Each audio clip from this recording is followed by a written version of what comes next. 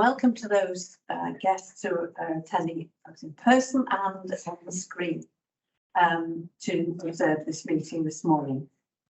Today's meeting will be recorded as usual and published on the Health Board's website following the conclusion of the meeting. We have a number of guests with us today. Certainly Gemma Morgan will, from the CHC, will be attending, but not in person. And I'd just like to say to her and Leslie, the chair of the CHC, this will be their last meeting in that guise. They become flights next week, and we wish them every success and thank them very much indeed for all the fantastic work that they've done for our patients and staff over the 49 years, I think it is, although Gemma's obviously not been there that long, to really help us and to provide a different ear for the concerns of our patients. We have really appreciated the work that you've done on the community's behalf and really look forward to working with you under your new guise in the near future. And thank you very much for inviting us to your farewell party. Well, it wasn't a party, it was a very nice but sophisticated event. And thank you very much, Gemma, and to all of you and your volunteers for the fabulous work that you've done. You've been quite acerbic with us on occasions, which was absolutely right, but always positive in terms of being there to help us improve. And thank you. Stuart Bourne is here to represent the Director of Public Health, who will join us very shortly. And there will be guests arriving to discuss the CISU, the mental health outline business case. However, unfortunately, this is Tisha's last meeting on the board. She's served with us for 7 long years and has always given us very, very wise advice and asked exactly the right questions. She's made an invaluable contribution to the decision making in this organisation and to the work that she's been doing on committees as well. We will really, really be sorry to see you go. I can't believe you're going, actually, because I will miss you enormously and your contributions. But we've just got you a little thingy to remind us, to remind you of us if you wish to be reminded. And thank you very much indeed. Thank you. Please.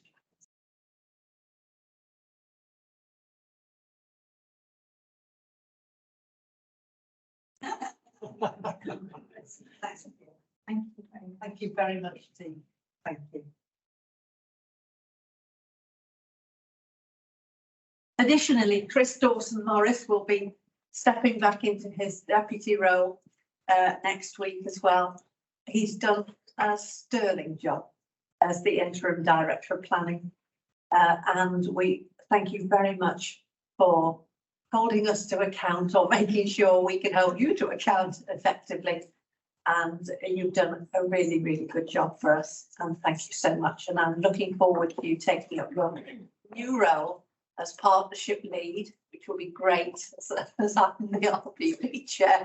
It'll be really, really good to have you really concentrating as well on that part of your new role. So thank you very much, Chris.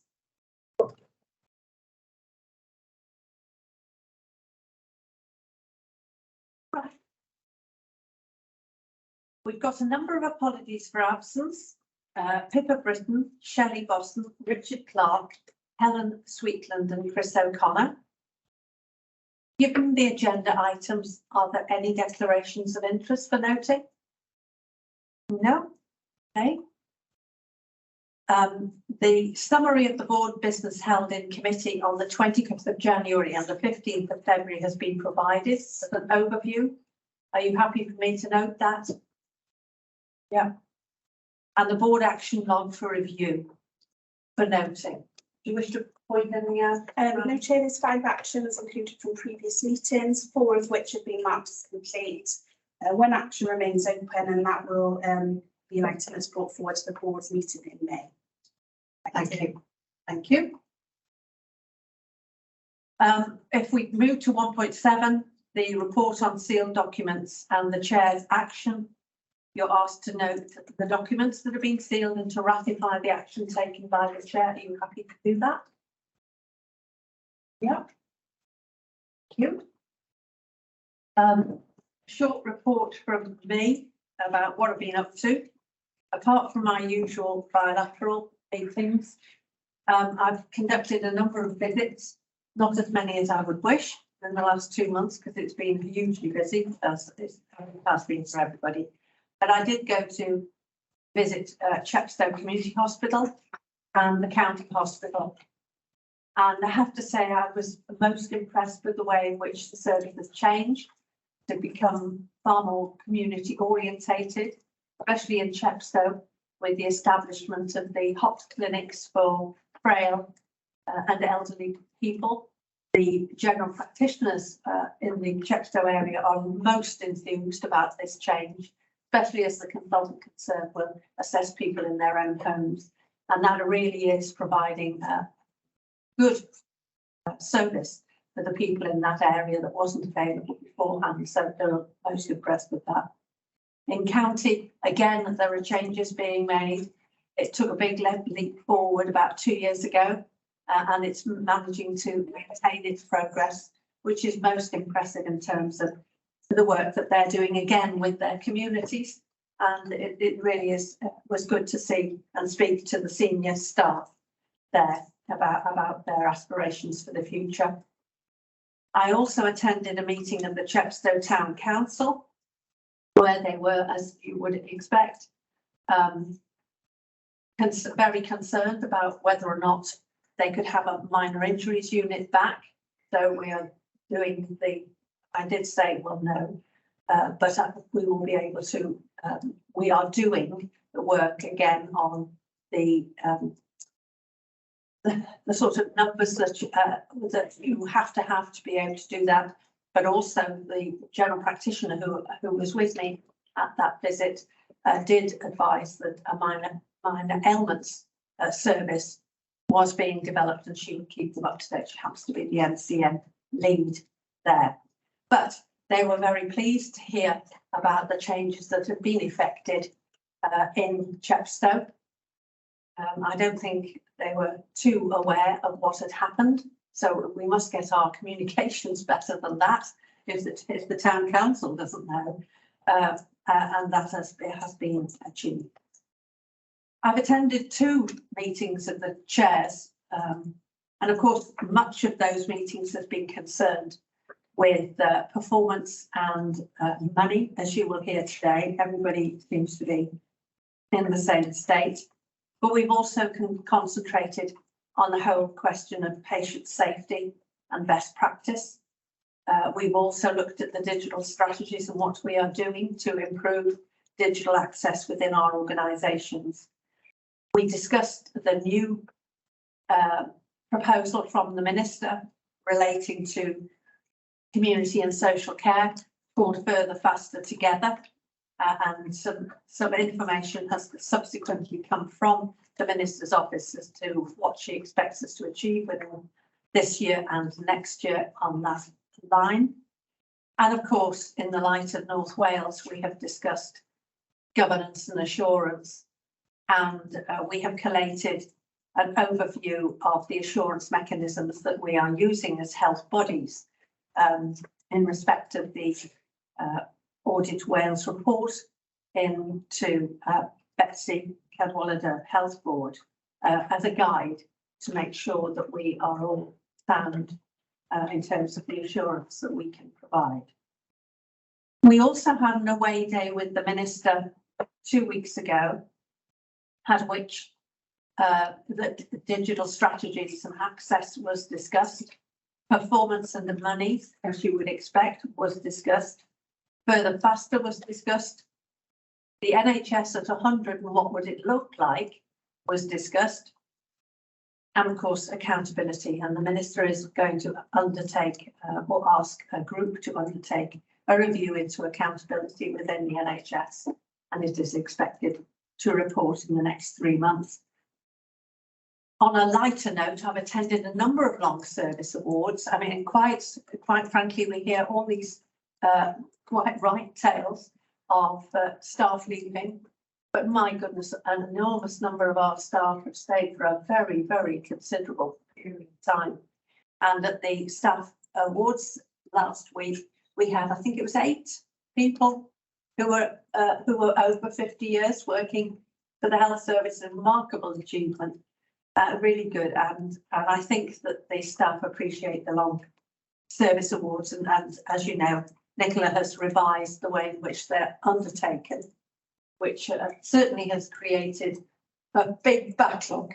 So we've got quite a lot of award ceremonies, long service award ceremonies to go over the next few months. In terms of partnership working, I have met the cabinet members who now sit on, for social services, who now sit on the regional partnership board, because most of them are new, to just make sure that we know what the work programme is for the next couple of years. I have met my fellow RPB chairs twice in the last 2 months. We have a meeting once a month to discuss areas of mutual concern. And we had a meeting of the Regional Partnership Board last week, in which the winter plan outcomes were discussed, and they will be obviously coming to this board together with the actions that we took in respect of the winter proposals. Finally, I have continued to meet the local authority leaders.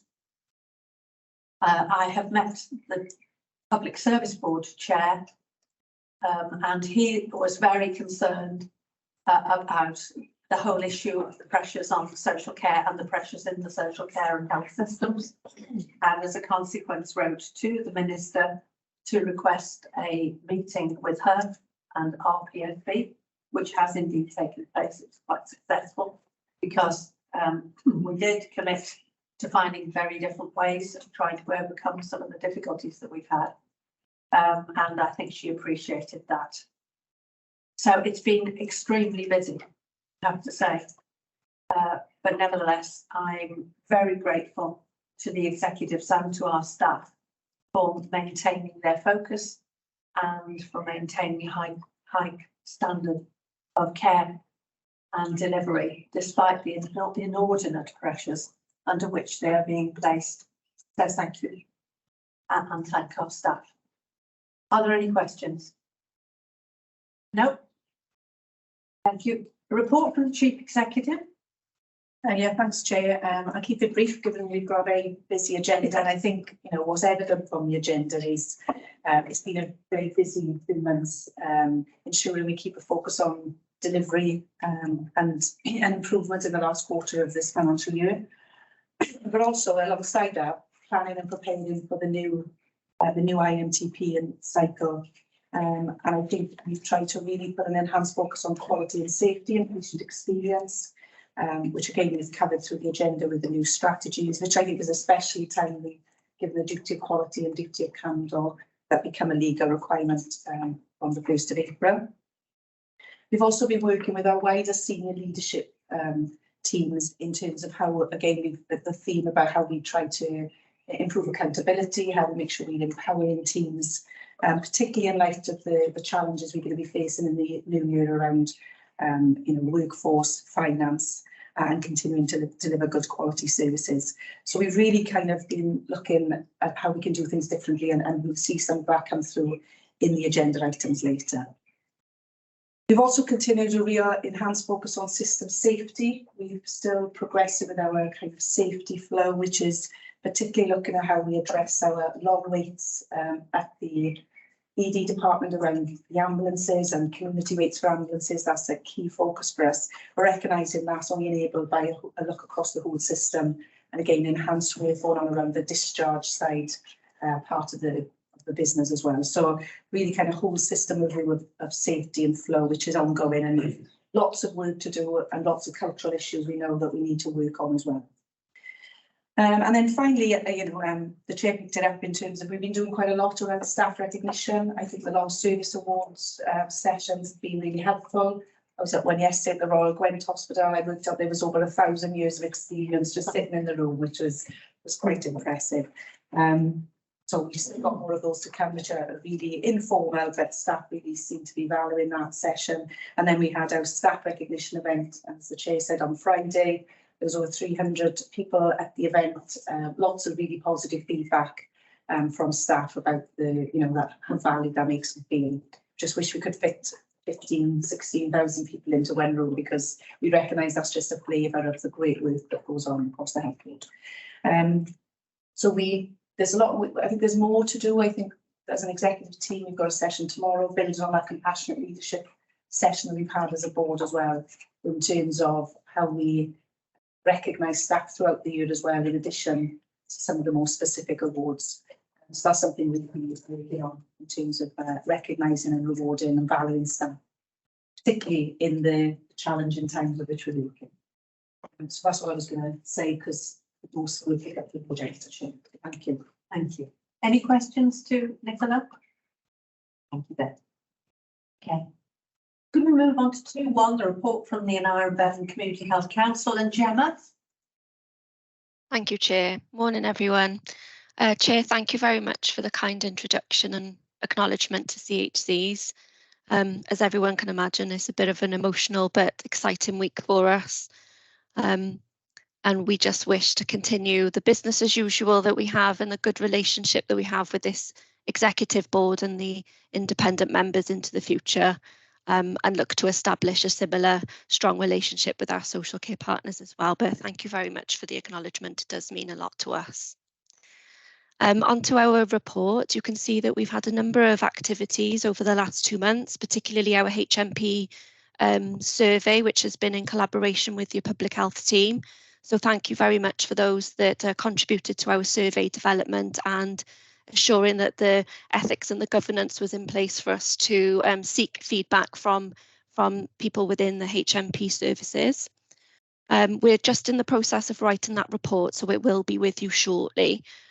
Even though we'll become Slice next week, you will still see a follow-up in CHC finalising its reports. We also conducted an urgent visit to 3.3, as you can see. We did pick up an urgent issue on this ward on the day, and I'd just like to offer thanks to the executive nursing team for having an open conversation with me about what we found that day and for instigating a review immediately. So I was really comfortable from our point of view that the nursing team took action and fed back to us in good time.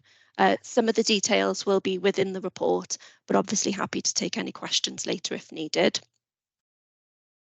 Our winter patient experience report has been excellent.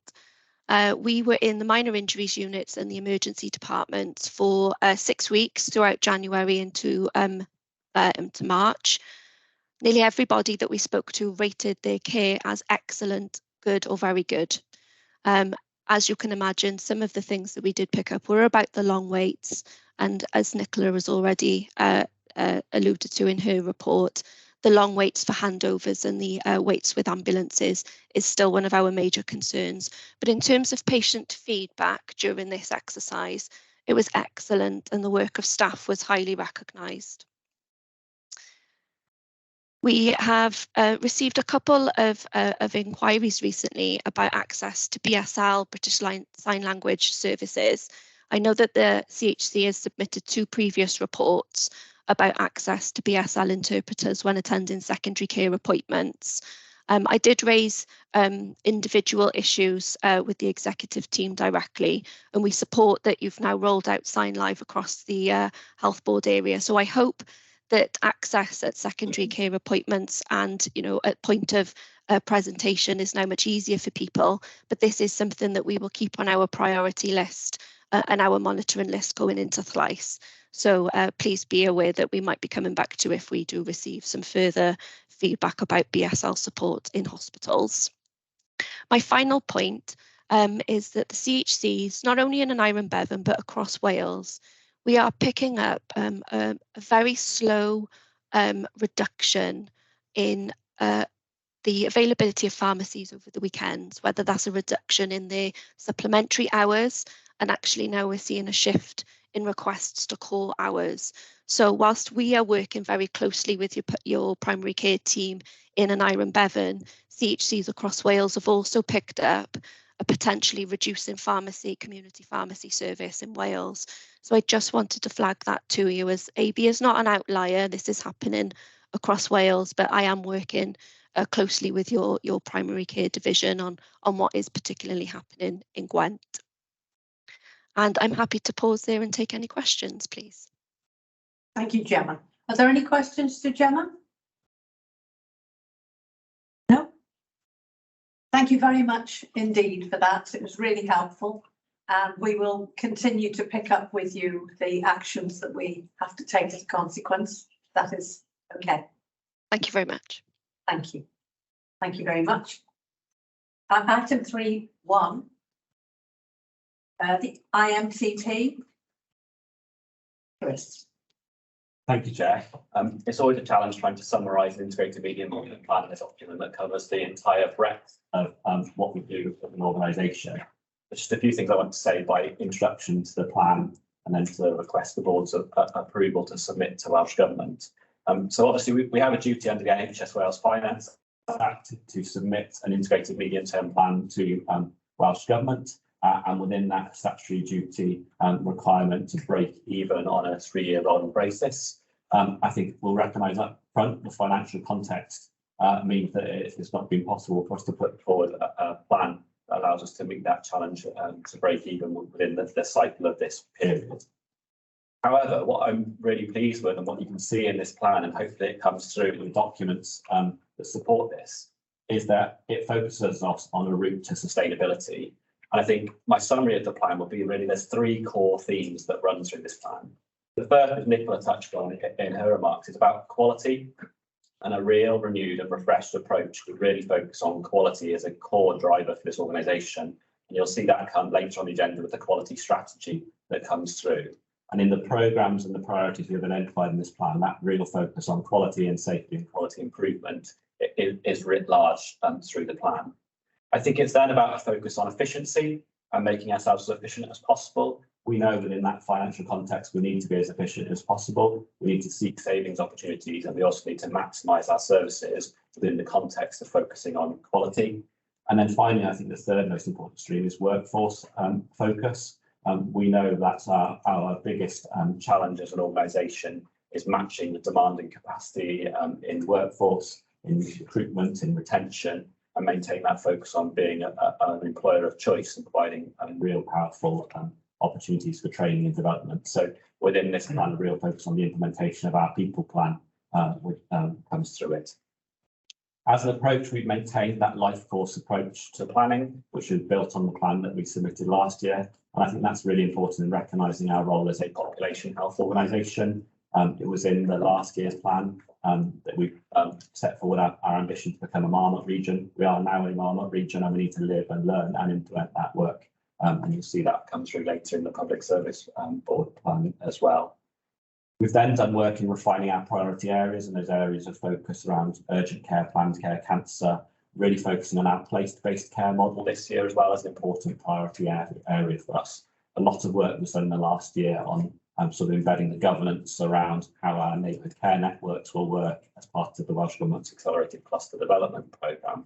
But in this year, it's how do we really embed and get a really functioning place-based care model for our community services. I think then as well, it's recognising our organisational responsibility to the future as well. So maintain that focus on decarbonisation as an important model. And I think within that as well, you'll see that priority focus around enhanced local general hospitals and doing that work around our clinical service model of our sites beyond the Grange. There's also there captured in the plan the work that sort of happens below deck, the engine room of the organisation, digital workforce governance and other areas, and the important actions we've got there about trying to give us a sustainable base and support going forward. Within the plan then, we have to set out our ambition and how we will deliver against a set of ministerial targets that are set for us. What we did in last year's plan and what we've really built on is trying to be realistic in our planning and try and set ourselves activity profiles which we know we can deliver on and work those up with our clinical teams. we've taken that same approach this year, and we know that in many areas doesn't necessarily always allow us to reach where we'd like to get to in terms of delivery against those ministerial targets. So it allows us to be realistic, to be able to hold to account effectively our divisions and deliver in most areas. And in the vast majority of areas, we will have eliminated the longest waiting patients, which is 1 or 2 specialties where we know there are particular. And I think it's really important that we are honest and transparent in what we can think we can deliver next year. Within that context as well, I think there's the graph on page 20 of the plan is quite powerful, and it shows the shape of our waiting list and the challenge to come. In the last few years post-pandemic, we've really been focused on those longest waiting patients, and you can see therefore there is a large number of patients who are waiting in that period coming up to 36 weeks and beyond. So we know there will continue to be a challenge on long waiting patients, but that's why that focus on efficiency and quality is so important, that we can get services right for those individuals. I think the final thing I'll touch on is within that context of our planned care ambition, we have made a priority around cancer services within this plan, the focus on achieving the ambitions within the 62-day single cancer pathway. We only have a certain amount of capacity, so that by focusing on cancer, that does necessarily reduce our capacity for wider aspects of planned care. But we feel that's an important choice for us as an organisation to really focus our activity and our resources in that space. So I'm really pleased with the work that's gone into putting this plan together. It is a complicated effort in putting together this plan, and a real team effort across workforce, finance, and many other areas in the organisation. So I just want to say finally a thanks to the planning team for their efforts in coordinating this, and a huge thanks to those across the organisation who supported in putting this together. Thank you very much, Chris, and thank you for a well-presented report. Questions, please.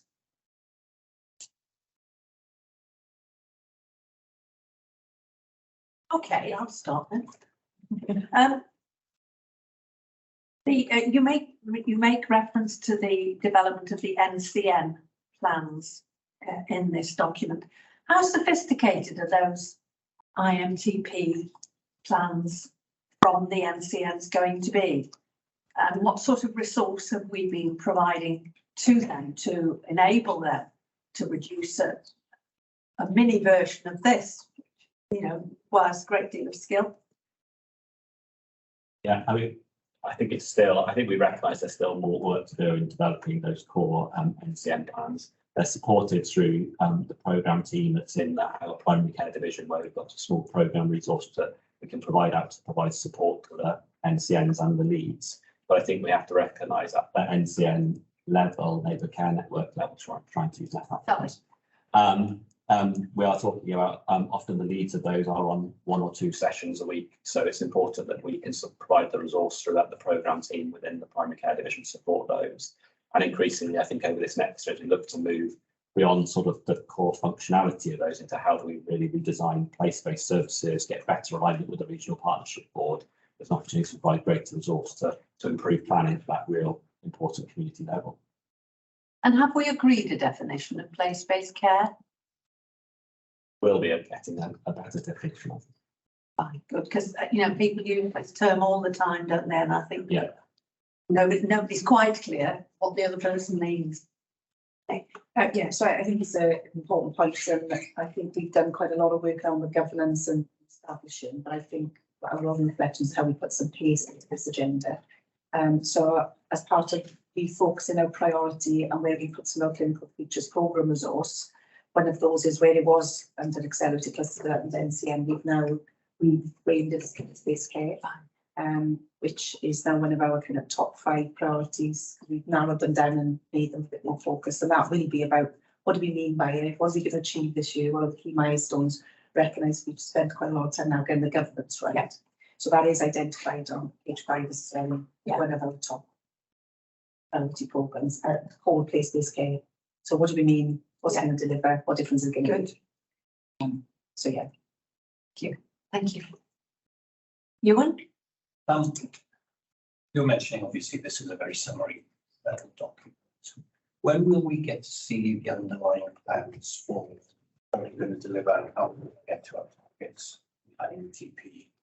And I guess I think that it's just the finance piece of it. Obviously, our underlying run rate is about the 160 odd million. we got 50 million plans in there that we're going to deliver to save that, to bring us down to the figure that we've actually got as a headline figure. When are we going to see those plans? I'll take that one. It's a good question. I think from our perspective, we worked up the financial strategy based on a lot of work with the divisional directors themselves and the DMT teams, the executive team, looking at, as we would normally do, the opportunities exist through our run rate comparisons with where we feel there's headroom to improve. Looking at, as we normally do, through our companion efficiencies benchmark, the sort of things I put in the briefing around to the board recently. At this point in time, we're still needing to develop the granularity of that at divisional level. There's an assumption that through the, I'll come on to it in a moment, through the budget setting process, that should give divisions and delegated budget holders a better place to start and a bit more ownership in achieving the level of spends that we need to achieve the deficit figure. And without sounding like a political response, because that does sound like that, we do need to now work up through the whole of the organisation the plans that will deliver this in detail. So, for example, one of the things that is included quite explicitly is we won't be doing elective WLIs. So that's quite a big step as part of the savings plans in the analysis and the implications that means for the activity we will deliver. What it does mean is that not necessarily we'll deliver less, but we will need our core resourced operating teams to be more efficient and deliver the level of activity we need to achieve our targets. I'd add to what Rose said there in terms of the activity plans they've been worked up with the division to this level. So we've got those worked up at relative level of granularity down to the division level. And then within the ministerial template elements, we've got then those plans about how we're working towards the activity ambition in each area. And as Rob said, then it's about planning is a process, not an event. So it's about just continually refining that as we go through the year and making sure we've got that. So I'll come back to my original question. When are we going to see them in terms of the detail behind them? Because we're being asked to sign off on this today to go to lodge government tomorrow without necessarily having seen the detailed plans behind them. So we are taking a bit on, as non-execs, we're taking a bit on trust here, I guess. When would we see them? Where would they come to? Thanks, Ewan. I think it's a fair point. There's a couple of components. So it probably there's the service plans, improvement plans already in place. So I think some of this is not start from scratch as a continuation. So our 6 goals programme, our planned care programme, some of the work we've been doing on the workforce efficiency, they're just a couple of examples where there's plans that cut across those that are a continuation. But I think through the way we try to get the Clinical Futures programme team set up is to help on the 5 big programmes of work, like the 6 goals, urgent care, planned care, but also help oversee the kind of financial plan that we've got as well. And the Laurie's should come up later is this kind of establishing a new forum to do that.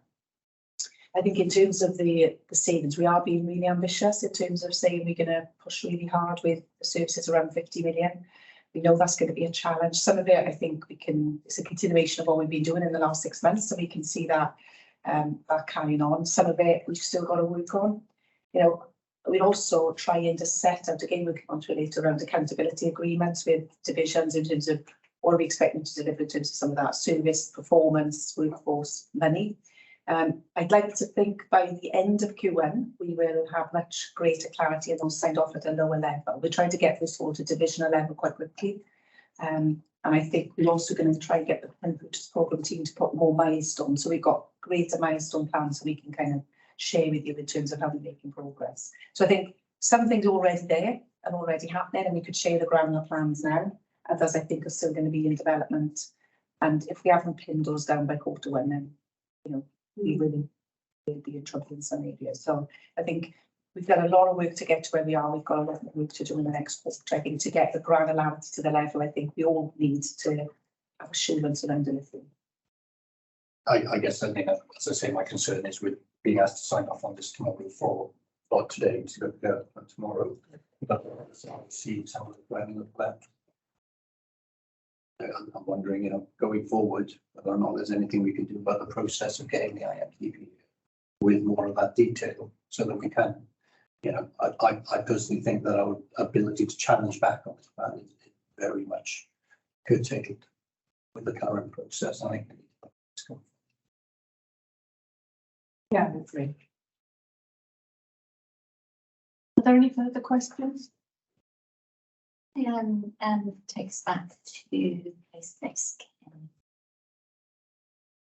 So, as I said earlier, 7 years, and I'm really pleased that we've had this steady march towards delivering more and more of our services in our communities and investing more upstream towards health journey. So this is a really key part of our delivery in this really complex picture. I'm just wondering, so in this IMTP we have our workforce. We also referred to the neighbourhood care networks and things. I'm just sensitive to our partners' ability to fill their workforce provision to match our expectations. So we heard earlier, Jen, about the pharmacies, and we have noted in here. I don't know the reasons behind why we're struggling a little bit with access to pharmacies, but it could be workforce. I'm just wondering what we're doing to support our partners who, are documented as being a really key part of our overall service delivery in that area. I'll say something myself. So, I think one of the real crucial bits about the focus on place-based care going into the next year is we know actually there is a vast amount of activity we're doing to support our community-based services at the moment. We're doing some of it ourselves and putting in a range of different health care professionals into that area. We know through local authorities they're doing similar. We know through regional partnership board funding, we're putting in other types of roles in terms of community connectors, moving to first contact mental health support, huge amount of third sector services in there. I think one of the crucial things we recognise actually we need to do that step back slightly, mapping all of the services that we're putting into the neighbourhood care networks and saying, actually, are we probably too many people sometimes in that space to make it easy for our community services to do the right thing, focus on the right thing, and focus on meeting that community need. So that's a really important point about saying, actually, are we maximising all that investment into neighbourhood care networks, but it meets the needs of the individual and crucially supports our providers in those areas, because we know there is support we can provide through providing alternative types of professionals, making better use of our commissioning and contracting of the third sector, and acknowledging right up front that, particularly for some of our shortage specialties, we're not going to be able to replace those in the short term in terms of general practitioners in particular. Look at our third head of population general practitioners. So actually, what is our alternative offer through all of the different support services that we can put into enable? In terms of support, especially when the challenges that we're across, we've had a dedicated resource, probably for about 6 months through the accelerated cluster development, what we would call NCN development. It's only one person, but that is helping to provide support to skills and expertise for those NCNs in terms of workforce planning and in terms of other workforce measures as well. Probably could do with more support in that area, but we need to give that dedicated support with the resource that we've got. Also, across Wales, there's work ongoing for a primary care workforce plan, and we should be running a local event. Chris O'Connor and myself will be hosting that event, which is on the 25th of May, which colleagues around the table, partners, and including third sector and the authority partners have been invited to. And we're just finalising some of the arrangements for the day, that we really set us on a platform to support developing that wider workforce. Thank you. Are there any further comments, David? Just a comment about digital and as part of the plan, we've already called out that it's a fairly important part of our plan for the next few years. Firstly, in achieving some of the efficiencies and the savings we want. But I want to highlight, pull out the fact that our digital funding is comparatively small compared to what we probably should expect. It's about 1% of our funding.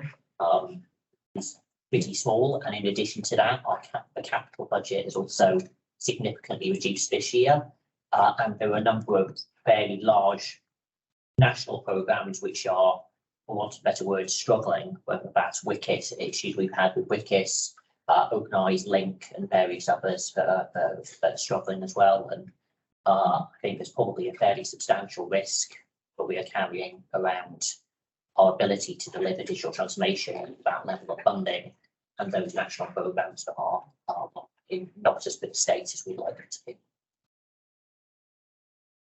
That is, Is a concern which we need to note and take the necessary action if we can. Paul? I just wonder, I mean, bearing in mind where we are currently, as the news media this morning was talking about the lack of 29%, I think was a figure quoted in relation to trust and confidence in the NHS. And we're in a situation where we've got reducing budgets over the years, we've got increasing public expectations for the current economic climate, we've got recruitment prices. Is all this captured in the document? Bear in mind, this is our plan to government. So you need to be aware that we have got these issues and they need to be addressed Welsh government wide. And this is what our current position statement is with regards to that.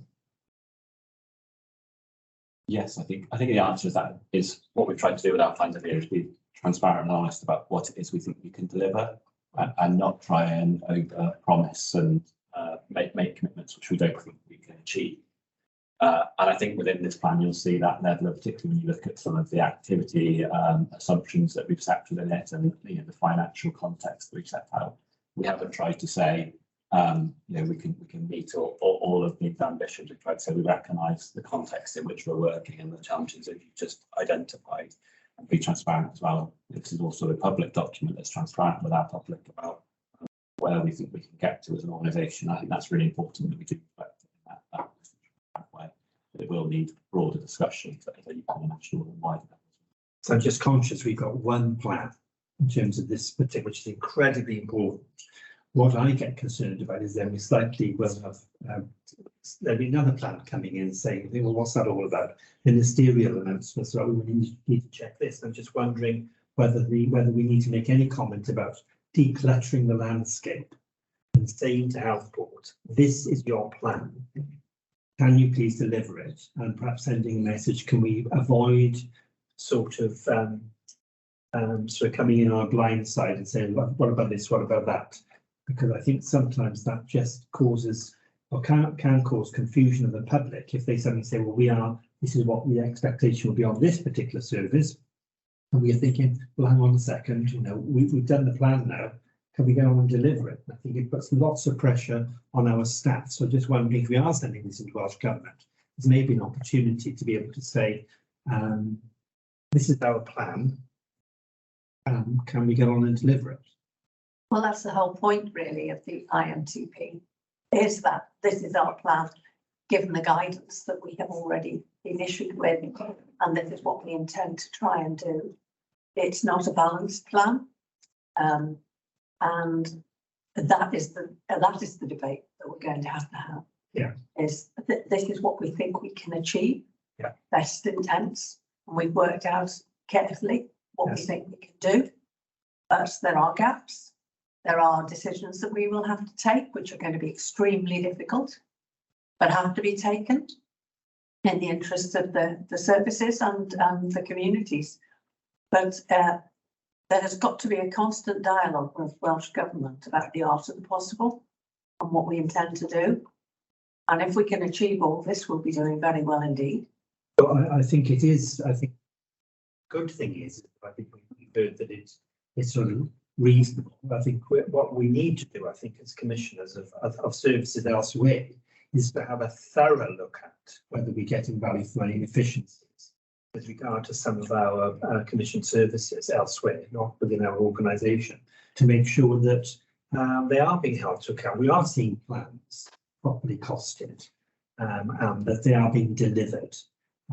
Because I've got some concerns that we are reliant on other outside commission services that are really not, in my view, I think probably in the scale of things, I'm sure it's probably just not this board's view, that we need to, with the financial envelope that we have to be very thorough in ensuring that the patients in Gwent get the best possible service provided within the funding envelope.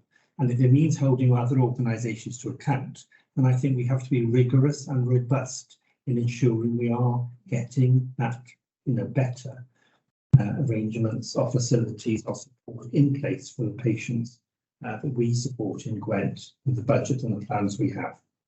Yes, fine. Nicola and then Phil. Yeah, no, thanks, Paul. And it's a difficult time, isn't it? And I think it is worth just trying to pull out the key issues within the plan that we know will, not necessarily land in the way that they were expecting, not what they were expecting, but perhaps don't like. But in terms of where we've got to, I think, recognising the duty of quality, the duty of candour, trying to deliver the whole breadth of services. This plan has been put together to, as Chris said, that ambition versus realism. But we're really trying to push as far as we can go. But we are ultimately saying we cannot live within the resources that have been allocated to us without compromising quality and safety and delivering on those core elements. Despite the fact we've been very ambitious around an efficiency programme, some of which we've got line of sight on, some of it we've got more work to do, but we believe the opportunity is there. So we've been quite ambitious around this, which I think is appropriate and right, given that we can't get to a balanced position.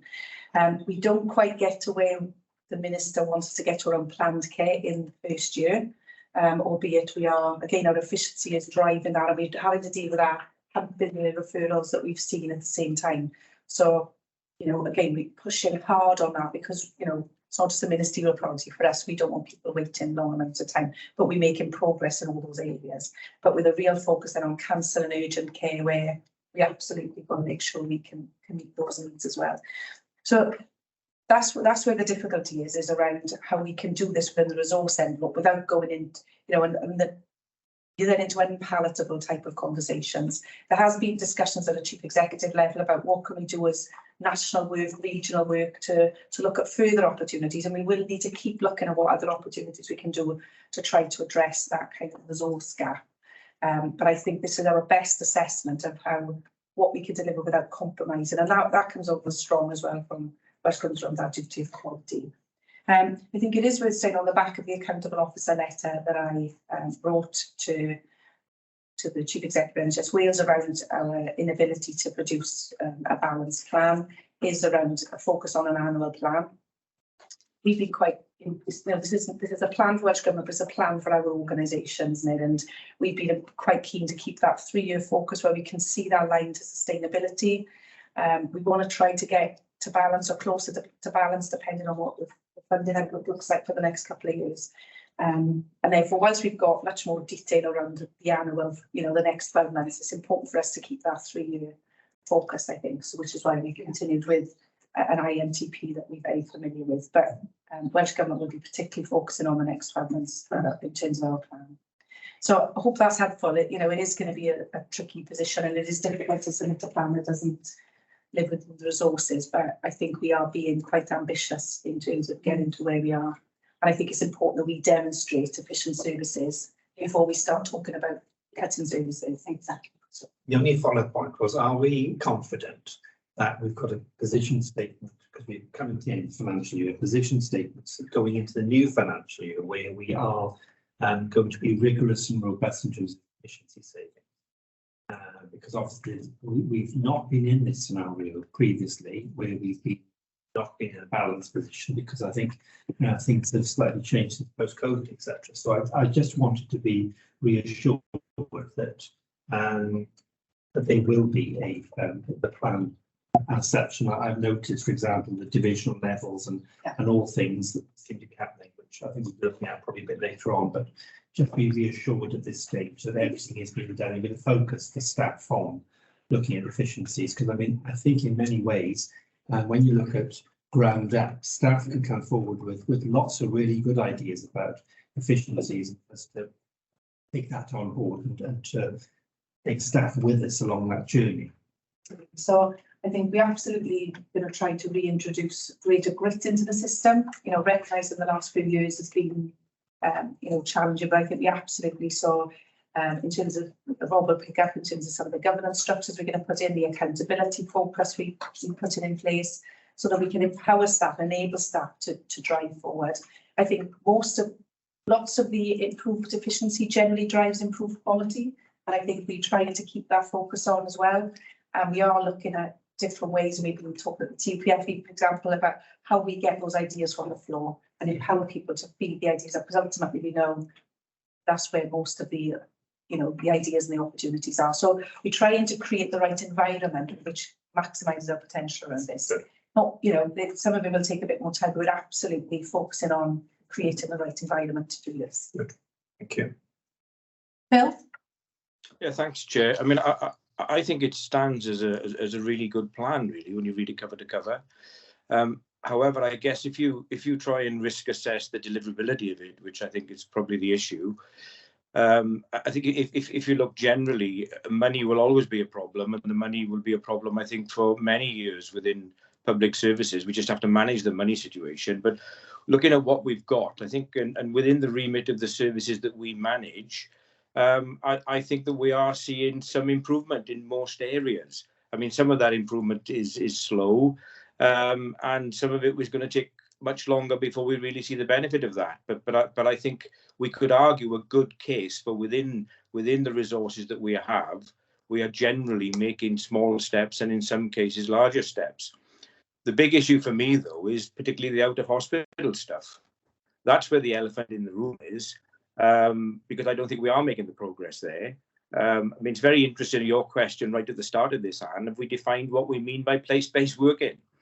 It's an interesting question. There's no answer to it because we've not done it. Now we can you know, use as much interesting and exciting language about this as we like, but for me the fact of the matter is that is, I think, is the major risk to the plan, because so much of what we do is going to depend on getting that whole system right. We know that it's nowhere near right at the moment. And for me, to pick up on Paul's point about are we going to get Welsh Government lined up on the plan, I don't think Welsh Government is our biggest risk. I think our biggest risk are our partners locally. And I just wonder, what are we doing to make sure or to try to engage our partners in the plan? Because I think their sign up to it is far more important than Welsh Government's. And I'm not very close to some of these developments now, but I am close in terms of regional partnership level, and it's very interesting. If you look at the regional partnership board, there are very few people interested around the regional partnership board when we talk about re-engineering and transforming services. It was very interesting the other day, for example, for James's presentation, which was for me the highlight of the regional partnership board. The only person who made a comment was me. There was no comment at all from anybody else. And I think that you know, that says it in spades, really. So for me, I think the plan is a really good one. I think for our stuff, we've got a good chance at achievement, but the other stuff, I think, is very high risk.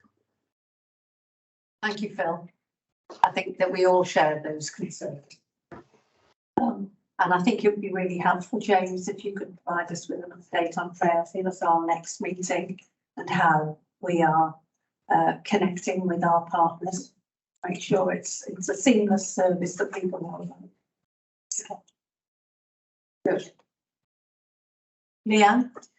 Just to add a couple of points sort of on the points that have already been raised by sort of the independent members, and I think just to bring it back to service delivery, sort of representing sort of the operational sort of acute services at the moment.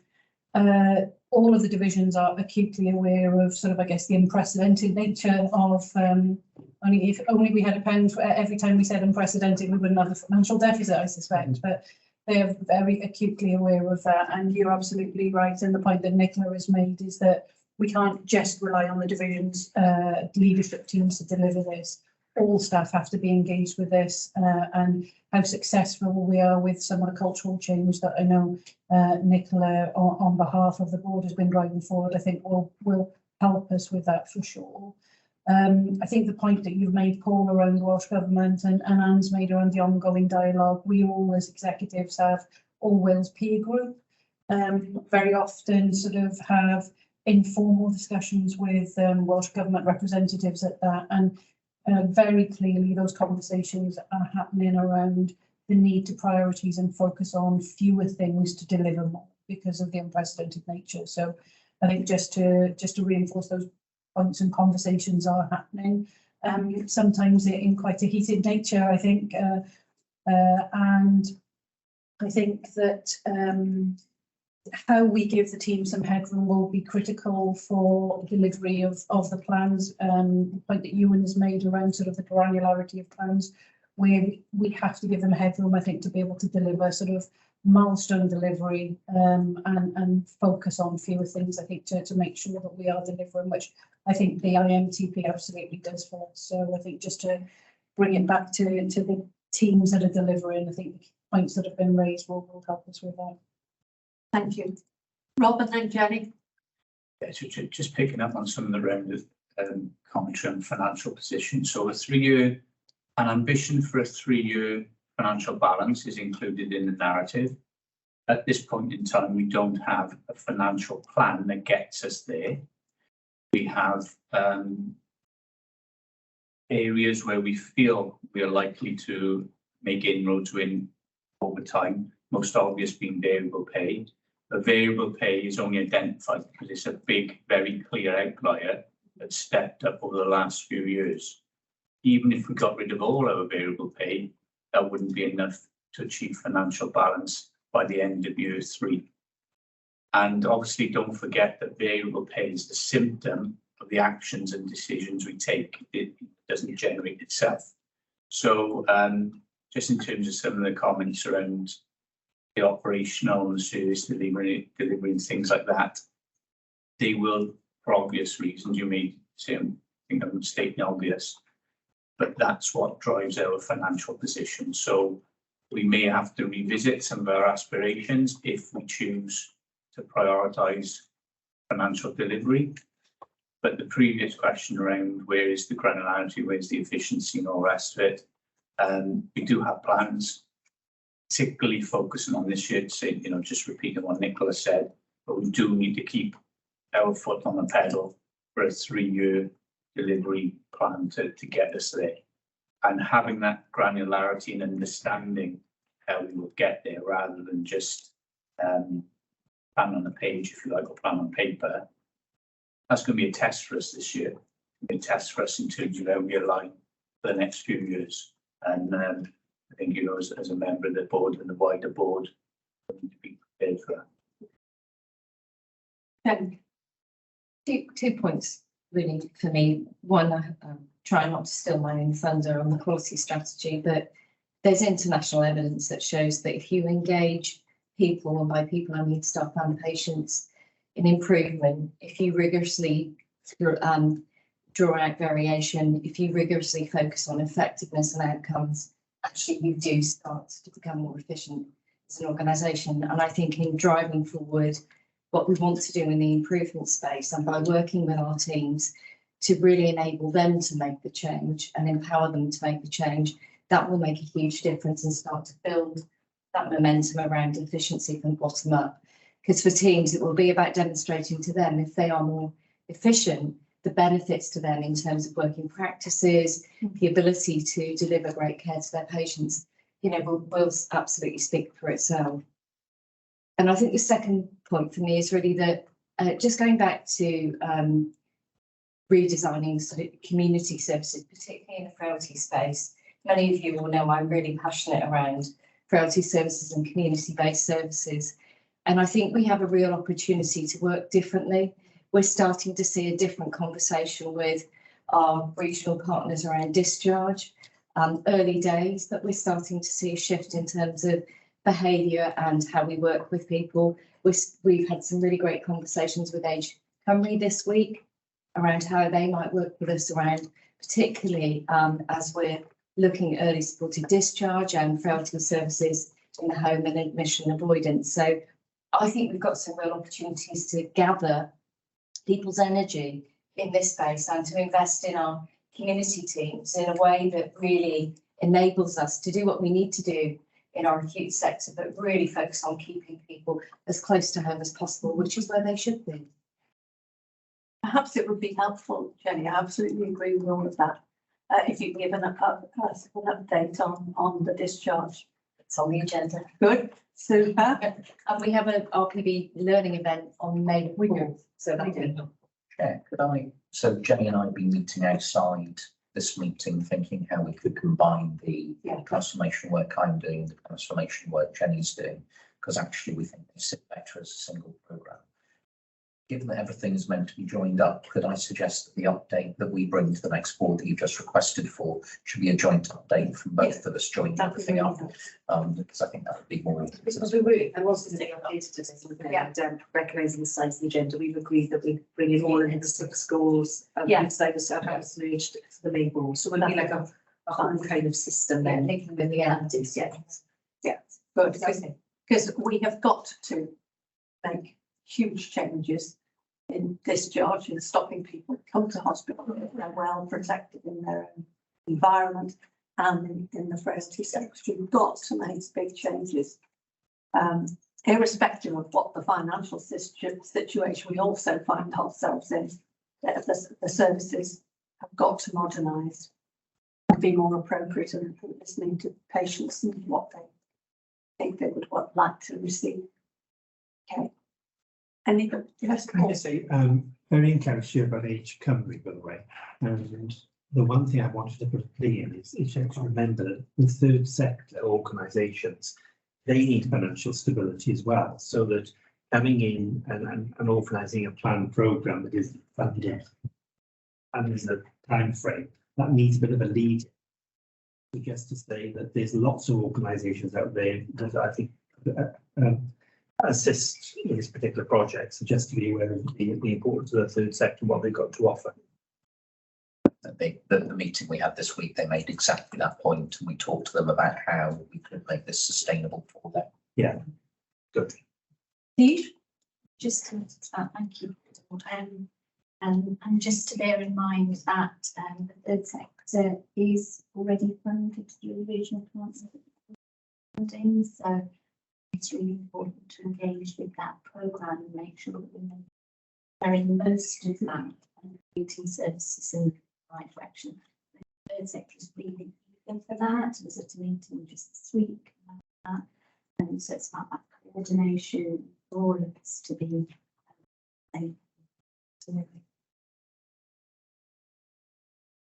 Okay, bearing in mind that this report has to go in tomorrow, and that we have a necessity to see the granularity behind it so that we can appropriately monitor the progress. Bearing in mind that this is an ambitious but hopefully realistic plan presented in very, very straitened circumstances, which will probably lead us to making quite difficult decisions over this next year. And it's got to be monitored very, very carefully, that we will not compromise quality and safety, whatever happens. And therefore we expect from the executive to have wholehearted confidence that that will not happen and that will be monitored effectively. That there are plans well in train to improve the patient flow from the communities. And this will be monitored by the Planning Finance Committee. Are you content that we send the plan in with the caveat about the granularity, the fact that we need to see it? Yeah. And with a fairly stern note that this is a plan we think for the next year we can achieve, but that there are considerable risks attached to it. Because I think we've got to be totally realistic, and that it will be monitored very closely. Are you content? Thank you. And you're not going to escape, Peter. We have an update on massive musculoskeletal pathway at the next meeting as well. Because that was an important decision for us as well. Yeah. Thank you. Okay. Awesome. You were going to update us on the accountability. Yeah, I think Marnie's going to give a brief overview. Yeah, okay, fine, thank you. Follows on from what we've been discussing around strengthening accountability. So this paper provides the board with a short update on the work that we have been undertaking to develop an organisational accountability framework. This framework will allow us to ensure that there are sufficient mechanisms in place to enable, monitor and achieve delivery of our strategic priorities and operational plans, as well as enabling identification of areas of excellence for wider sharing, learning and for celebration. So a rounded accountability framework. We've been working with our system leadership group to develop the accountability framework and approach. And in doing so, we've developed some underpinning principles, recognising that we create culture to enable effective deployment of the framework at all levels of the organisation. And that will be built on our agreed values and behaviour framework. And the guiding principles are set out in the paper, so I wasn't going to go through those. We'll continue to develop the accountability framework over the coming months and include a focus on our integrated performance arrangements within that. And we intend to bring that forward to the board in May. It's recognised, as we discussed this morning, that embedding a culture of accountability through the organisation will be progressive, it will take time and will require the ongoing engagement of our managers and staff. In the meantime, as that work progresses, integrated accountability agreements are being developed and will be issued to executive directors, setting out expectations for delivery in the new financial year. And those integrated accountability agreements will cover the domains of quality, workforce, activity and performance and finance, and will replace the historical delegated budget letter approach under the financial governance framework. And this approach will enable a strengthened focus on the integrated nature of our business, alongside an assessment of risks and assumptions at the outset of 2023-24. I was asked to note this for an update. The ongoing. Consent? Yes. Right. Could we move to 3.2, the revenue budget setting? Thanks, Anne. So hopefully we'll have a chance to look at the paper and the appendices. The numbers in effect are based on some of the briefing figures that we've shared with the board in previous sessions in the build up to the ITP, particularly in terms of financial analysis and outlook. The numbers effectively reconcile to the IMTP financial plan. In terms of the purpose of bringing the paper to the board today is part of the governance requirements in terms of setting an agreed budget and an approved budget before the start of the financial year. It aligns to the IMTP, as I've said, and is reflective of our income of just over £1.5 billion. As previously discussed, 23-24 is a different place for the health board, and we'll forecasting a deficit for the first time. That is part of a 3-year recovery plan. So bearing in mind that we do need to see actions for the next few years to get that 3-year recovery into balance. The budget plan for 23-24 is aligned, assuming an overspend of 112 million, again aligned to the MTP, and that sum is factored into how we've set budgets. So in effect, we are setting delegated budgets above the £1.5 billion funding we have. We are then making sure we reconcile to our income, because that's a control figure, by establishing a negative reserve as the way of achieving financial budget plan that balances to the income we've got. What that does is allow us to use our budget reporting for performance monitoring. I'll come on to that in a moment. We've also established a new budget setting approach and methodology for 23-24, aligned to the briefing that's provided to the Finance Performance Committee, along the lines of a 7-step approach, which is outlined in the paper. In summary terms, it's using the estimated spend at divisional director level as our start point, factoring in new costs and commitments to the new year, reducing expected expenditure by savings, so that's part of our £51 million savings plan. And we've identified some contingency reserves for this year, given the uncertainty and the new approach we've taken, which is something we haven't done to any particular level in the past because we've delegated all the funding. Given the nature of where we find ourselves with a deficit and a new approach, we have got some contingencies established. So what that does allow us to do is basically apply something of the order of £100 million extra budget into delegated budget holders' positions. Part of that is to achieve greater buy-in and ownership of that figure in terms of the ability to break even. In terms of key points to note, so we've taken quite a practical approach to how we've established the budgets based on the intelligence we've got from this year going into next year, and part of the IMTP in particular. Just to note, budget setting at a delegated level will be quite a considerable exercise on the basis of pushing an additional £100 million into delegated budgets. So just to recognise that from a practical perspective in terms of settling this down the new year. Focus and delivery, obviously, in terms of 23-24 is our core focus and plan to achieve our targeted deficit figure.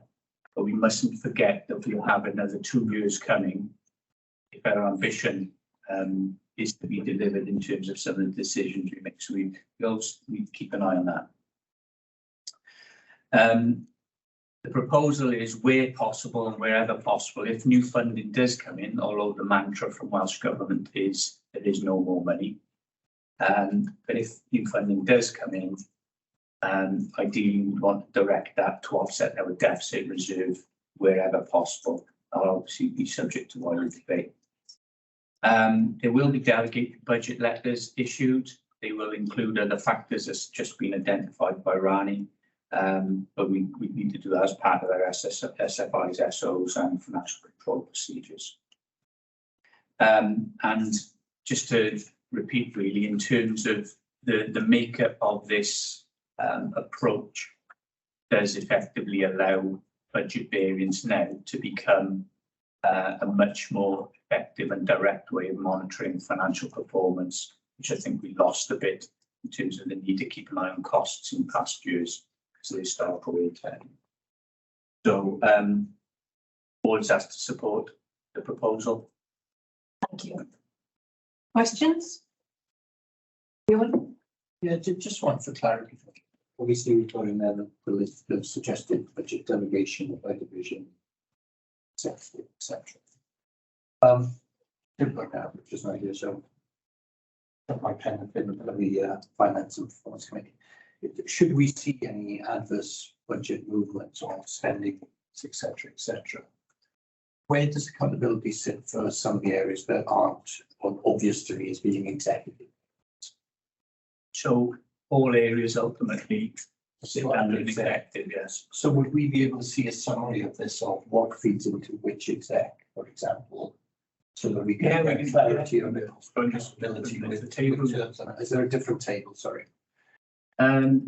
Yeah, so if you look at, sorry, I'm not sure what pages in your reports, but it's the next one down. The comparison of the draft budget, the current budget by delegated area. That's chunked into sections. So you've got the top section is primary community mental health. Next section is director of ops. Next section is the actual executive directors. And you've got special services and external contracts, which is under me. Okay, yeah, that's the piece, I guess. There were some areas that weren't clear exactly how they pledged from the executives on that top one. What I can do is issue just a summary for executive, if you like. Okay.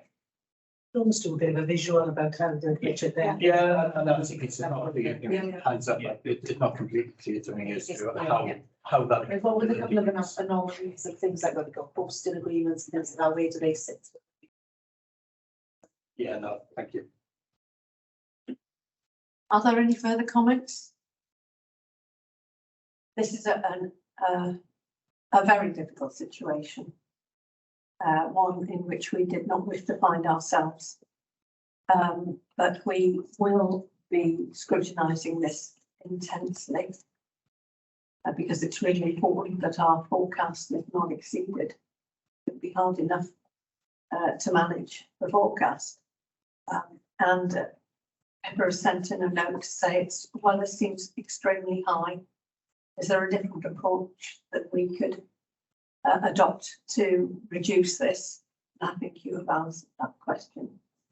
But no, I do think that we need to very seriously consider the financial deficit and the consequences for our service delivery. Are you happy with, well, we're not happy, but are you content with the financial? Yeah. Thank you, Rob. The quality strategy, Jen. Thank you, Chair. So I'm just going to start with some thanks to the teams involved in the collation of the strategy. They've worked extremely hard over the last 3 months with myself, Peter and James really driving this, because not only because of the duty of quality, but because it's important that we're able to be really transparent with our public and our staff around the quality standards we're aspiring to and how we're going to get there. So a huge thanks to the teams involved. This is really a collation of what we've been doing over the past 6 months, really looking at a new approach to quality that will enable us to deliver the duties of quality in Canada, but also start to really set out and be transparent about our commitments to our staff and our patients, how we're going to deliver a quality management system which will draw together the governance, the assurance, the reporting and the improvement planning for quality, and really start to think about how we report quality in a slightly different way. So I'm pleased to say we've been doing a huge amount of work with Chris and his team, started to look at the data and the metrics which sit behind our quality standards, and we will be able to put those through in an integrated way in our performance report online. So I think there's been a huge amount of work in the background. We've deliberately made the strategy easy to read, very visual, very focused on being very open and transparent, so people can pick it up and read it. Because I think it's important that people own this. It isn't Peter's and James' strategy, it is the board strategy and the strategy for our staff. You want it to the new 6 domains of quality. As you know, HIW will be inspecting us around the 6 domains. And we've also made this really focused on what matters to me. So what matters to our patients, what matters to our staff, and really taking a person-centred approach to this strategy. We've been really focused on building the measures, and we've been really focused on thinking about how we use our data differently. And we've been looking to experts, both in Wales and within the UK, to see how we do that more intelligently, how data drives improvement, how our data also drives efficiency and effectiveness, which we know will reduce variation and harm. The key thing throughout this is patient safety and learning. We want to be accountable to the public, we want to be accountable to our staff around harm, and making sure that we're able to demonstrate that we are actively learning when things go wrong. We know that patient safety costs lives, but it also has a huge efficiency opportunity as well, in terms of if we prevent variation, that means we'll prevent recurrence, it will mean we'll learn, it will mean we'll do things differently in the future to keep our patients safe. The other bit that's really important in here is really around building capacity with our teams. I want this to be something that that there is accountability right from board to board, and that we really support people with the tools, the techniques, the data that they need to do their job more efficiently. But really garnering and empowering our people to be able to feel that accountability for quality, but also to take the steps and the opportunity for learning and improvement. So from my perspective, this is a huge step forward. As I say, I'm very grateful to my clinical colleagues and our teams.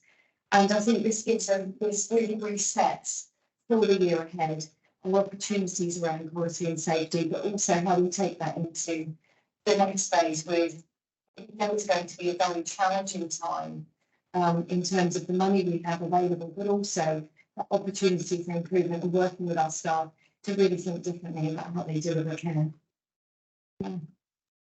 What's that? Thank you. Thanks to you and the team. Any comments or questions? No, I think you've won us out. No one else. Just to say that it's incredibly refreshed approach.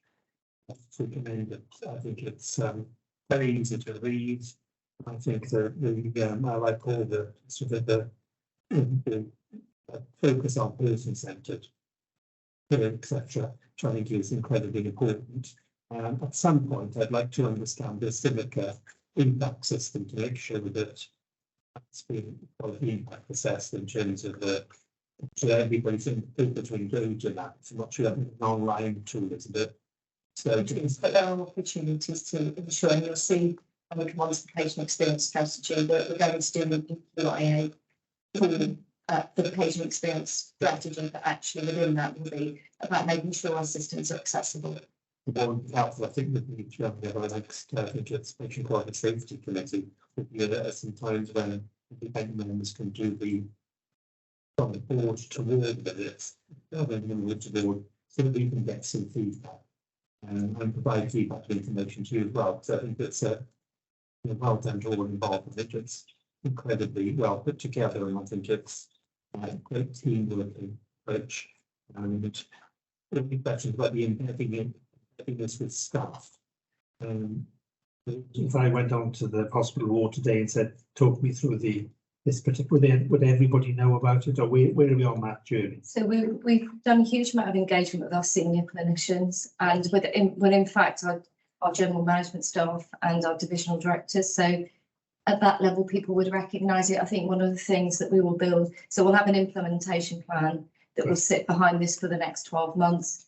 Part of the engagement around the duty of quality and duty of candour, which we're doing now, has been around engaging people in the strategy, because this is our vehicle to deliver those duties. And they will be statutory duties, obviously, from Saturday. So we need to make sure that all staff understand their role, the opportunity. And I think there's a real benefit for us in sharing this more widely with staff. And the only other final thing I want to say was about the duty of candour. What is also refreshing is that when patients make complaints around any issues, that the whole idea is to be open and honest and transparent with the patient about what's happened, what might have gone wrong or not. The case might be that at least that conversation to be happening in a timely format, because I think more often than not, people just want to understand what went on.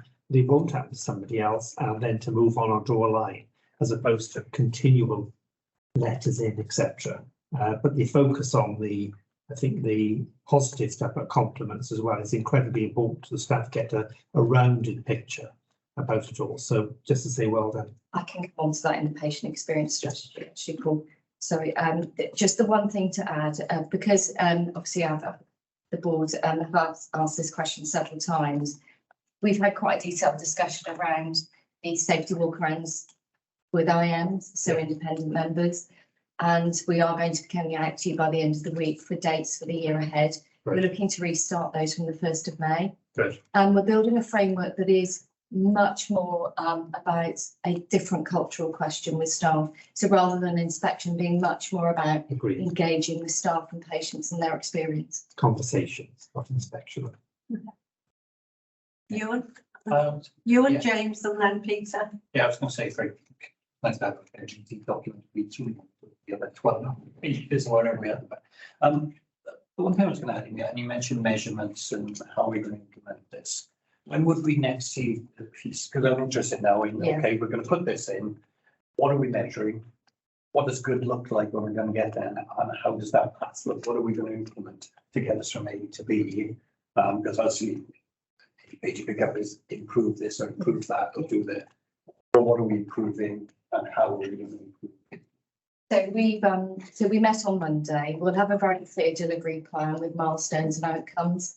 In regards to the data, we're already working with Chris and the team and with Trish Chalkett, looking at how we create an integrated performance, which includes quality and experience measures. But the other thing with that is that there are lots of data and improvement experts across the UK, and we're going to engage some external help to start to focus where we need to measure, how we measure, and what we do with that measure. Because I think the important bit is that what you do with the measure, you don't just note it, you actually say, actually, what does this tell us? What does it mean? I'd be keen as well for us to say, yeah, this is what good looks like. I mean, what are we going to challenge ourselves to get to with some of this data? Absolutely. And this understanding, and again, the cost, because there will be a cost in it, and you're going to implement not just in cash terms, but in time terms as well, which will ultimately give you cost to it. Yeah, so it's just seeing the next stage of this now. Absolutely. The delivery plan, I think, is clear. So when would that come back here then, or would that go through? That will go through PQSOC. So really just to reinforce the points that Jenny's made and to provide reassurance to Paul and Ewan. So first of all, we're spending in terms of staff time a huge amount of money at the moment. But we're probably not spending it in a coordinated way, and we also don't have a good line of sight. So I've really enjoyed working on this because we were starting with a blank sheet of paper, saying if we're going to do this really well, how would we go about doing it? And just to emphasise, this is very much a strategy document, and if we're going to achieve the ambitions in this, we're going to have the whole structure plus process equals outcome. And at the moment, we don't uniformly across the health board have the correct structures to implement this. They are there in a piecemeal fashion. So we're going to be much clearer about what's expected at directorate level and divisional level. And we're going to be engaging with the staff and the directorates and the divisions about what inputs they will need to allow them to evidence to us the outputs. Because at the moment, staff spend an awful lot of time trying to collect information which we should be presenting to. So they're spending their time. Useful, actually. Yeah, just from a point of interest of what those next milestones are as to when the implementation of what are we challenging ourselves to deliver, just even at that high level. So that's the meeting we had earlier in the week. So we've had a lot of meetings around the strategy, and the meeting this week is half a day with a room full of people here about the implementation of this. So we are on that journey, and it's been very clear in the previous board meetings that you'd like dates and milestones. So won't need to repeat those questions. So and then Paul, and actually this is for everyone really, we think safety walkarounds are very important. You know that we're engaging in the improvement work. So a challenge has been set to executives engaged in that programme about what we would like to work on as an improvement programme. And the consensus across Wales is we would like to do an improvement programme around board walkarounds, because all of us will have done some visits we thought, that was really successful, and others we not sure what the value in that was. So that is an opportunity for doing small tests of change with walkarounds about what makes a successful walkaround and what doesn't, so that we improve that aspect of the work we're all doing. So watch the space with respect to that. Thank you. I just wanted to respond to Paul really in terms of how would teams, individual staff members on the ground know about this and it be meaningful to them. It's important to understand this is not brand new. This is the culmination of conversations, work we've been doing for many, many years. And I could probably rewind 8 years when I first started talking about care aims to teams. The person said, and back then it was new. They would look at me blankly, whereas now more and more our colleagues are understanding care aims, that patient-centered approach. I think we are in a really good place now. This is the timing right for this quality strategy. It really brings it together. So the staff are, I would argue, living and breathing this already. This is our way of gluing it together, making it meaningful and consistent, and in a way that we can then measure it as well. So Thank you. Thanks very much. Yeah, actually, I was going to say the same. I really enjoyed. Felt to me like there are a number of strands that we already do some stuff on, all pulled together, and I think that will give us our feelings and our patience and understanding the direction and the purpose of these things. So those walk around James that you mentioned, I have experienced exactly that. I come away from something that's really good, and others I thought, well, I'm not sure why we did that. To give those all as focus, again, all pointing in the same direction, crystallising in realising this document is really strong. So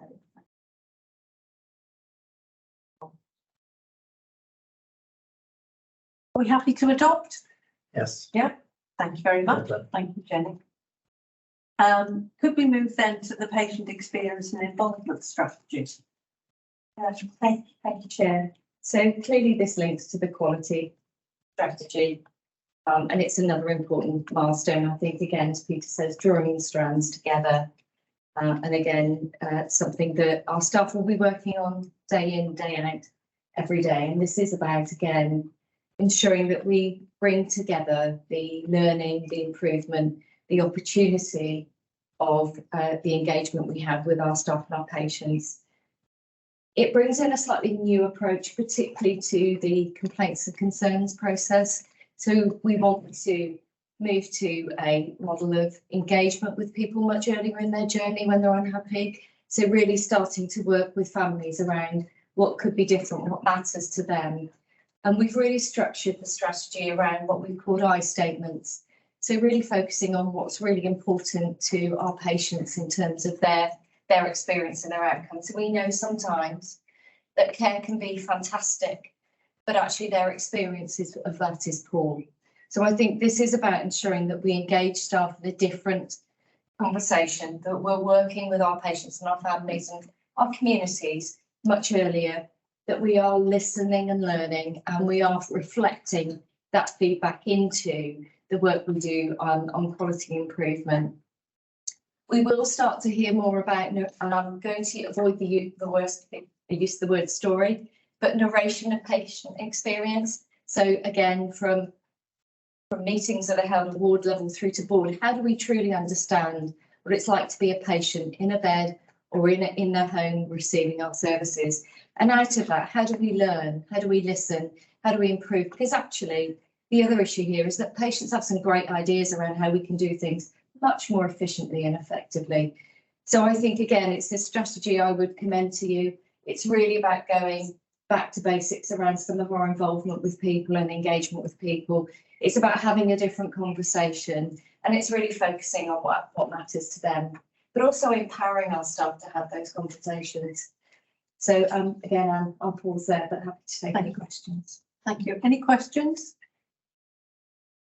Paul? Well, I think it's outstanding, I have to say, the paper and what's being suggested. And I think it's, really is, what we have to remember is the NHS was set up for patients, not the other way around. So therefore, the focus has to be on patients. And I think this, together with what Peter said, which I think is absolutely right. I put the word refreshed approach, you call it reset.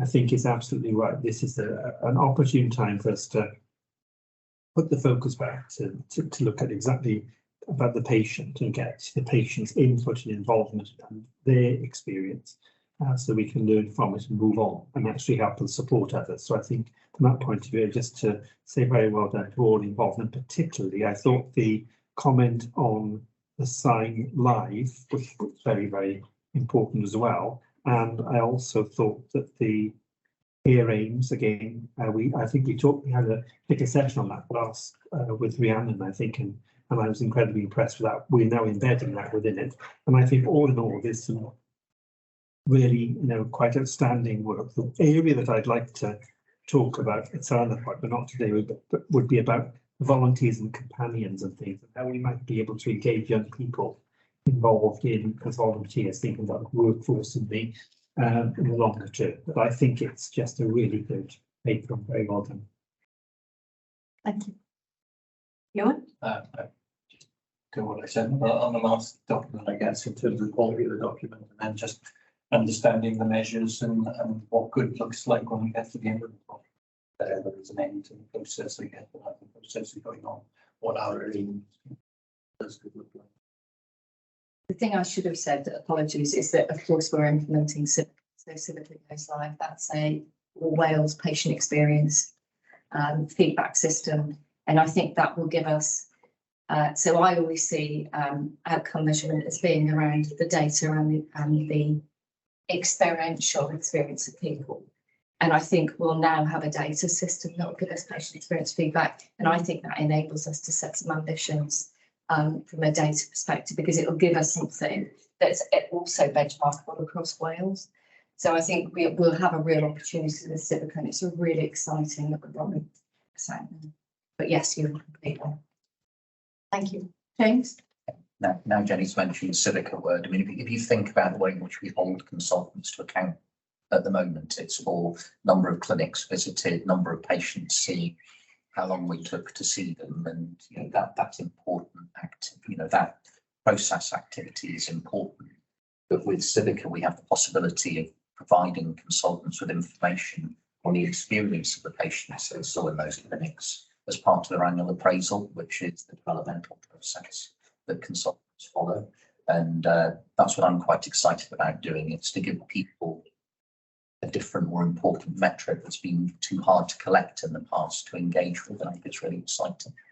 It's gone from quantitative to qualitative, or what we want really is a balance. I think it's incredible, and I'm sure consultants would welcome. I think so. Feedback on their particular work, their expertise, all the positive things that are. Many consultants in private practice encourage their patients to contribute to a publicly available website that allows people to have their care rated, and they use that as a marketing thing, if you like. But we don't do that in the NHS, but we should, because actually we should measure our success by the experience of the people we see. Yeah, well, Jenny? Two things to add, Paul, just to what you've said and to what James has said. The first is that Sarah and I have been working on a workforce strategy for the nursing workforce, but a key plank of that is engagement volunteers and young people. So starting to think about there are cadet programs that are about to start, so we'll have 20 cadets this year. But working with our communities in a different way around recruitment, around schools, but also Tanya's got a fantastic program around volunteer to career. And I think some of that can really support our recruitment and our retention and our way forward. It's a shame the agenda was too busy to have it this time, but we'll have that in May. And I think the other thing to say is that we've really engaged with the divisional nurses around how we can have more transparency at ward level around the care patients are receiving. And they're really engaged in wanting to be very transparent about that, around their results from Civica, around their incidents, around their falls. And we're looking at creating a ward accreditation system that will pilot at which I think is fantastic because they've really embraced this. It's used in Clontarf and Cardiff and Vale, but really starting to encourage peer assessment, peer challenge, but also really being proud of what they're achieving by publishing some of their data on their wards as patients go in and out. So, but really giving them a kite mark for that. So again, that'll be something that'll be coming later in the year, but really starting to think about how do we put the pride back and how do we make patient experience the plank of that? Yeah, absolutely. Steve? Thank you. One of the enjoyed I really love good things. One of those being that it's so applicable. I think without being critically asked ourselves, we have had a few false starts on this. We've tried that, we've tried that, and this gives us some way where people sit together. So that's really important. We do know that patient outcomes are not just about unless we're measuring that effectiveness, and then just triangulating back to something that Paul called out earlier around the economics of the whole thing and our financial envelope. If we don't know what our patient outcomes are, then how do we know it's going to be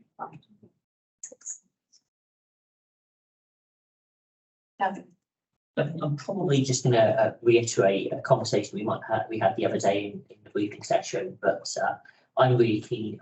This is really good, and I'm really keen to think about how we might bring some of the skills and the methodologies and the practice from the digital industry into some of this. We talk a lot about designing services based on the needs of users and user-centered design. And we've built up methodologies and practice and entire professions around user research and how we involve people in the delivery of services to understand what problems they have and improve it. I want to make sure that we build upon this to bring those things into this world as well. Good.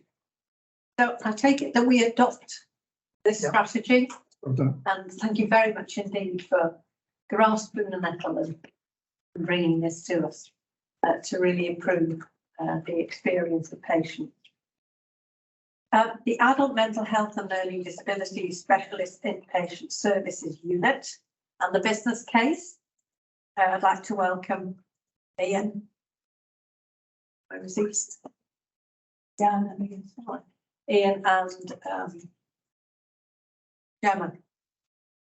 You're starting this, Chris? Yeah, I've got the pleasure of kicking this off. But really, the work has been led by the team in Mental Health Services and Chris O'Connor. But I think it's really exciting to be presenting this today. And one of the pleasures of stepping into the role for the last few months is the capital work and being able to sort of, in many ways, see the future, see the difference that environment makes for our patient population. And see how we are building our strategy in many of the capital developments we're doing at the moment around therapy and then all the breast unit development, new health and wellbeing centres. But this is really a key piece of our future architecture that allows us to really make the next step in mental health services in line with our clinical futures strategy. So the outline business case would be submitted to Welsh Government, subject to your approval, which seeks £89 million of capital for development of the new facility. There are some changes that have been made since the strategic outline case came to you, and then in particular looking at making better use of the space and the location around Llanfechpa, and that's a really important in terms of the design and the size and the flexibility that we're able to do that. And also from a wider strategic estates point of view, it allows us to come out of some, we talked about walkarounds, and for those who've walked around parts of this estate for mental health, you'll see that they're just simply not fit for purpose buildings for the patient population.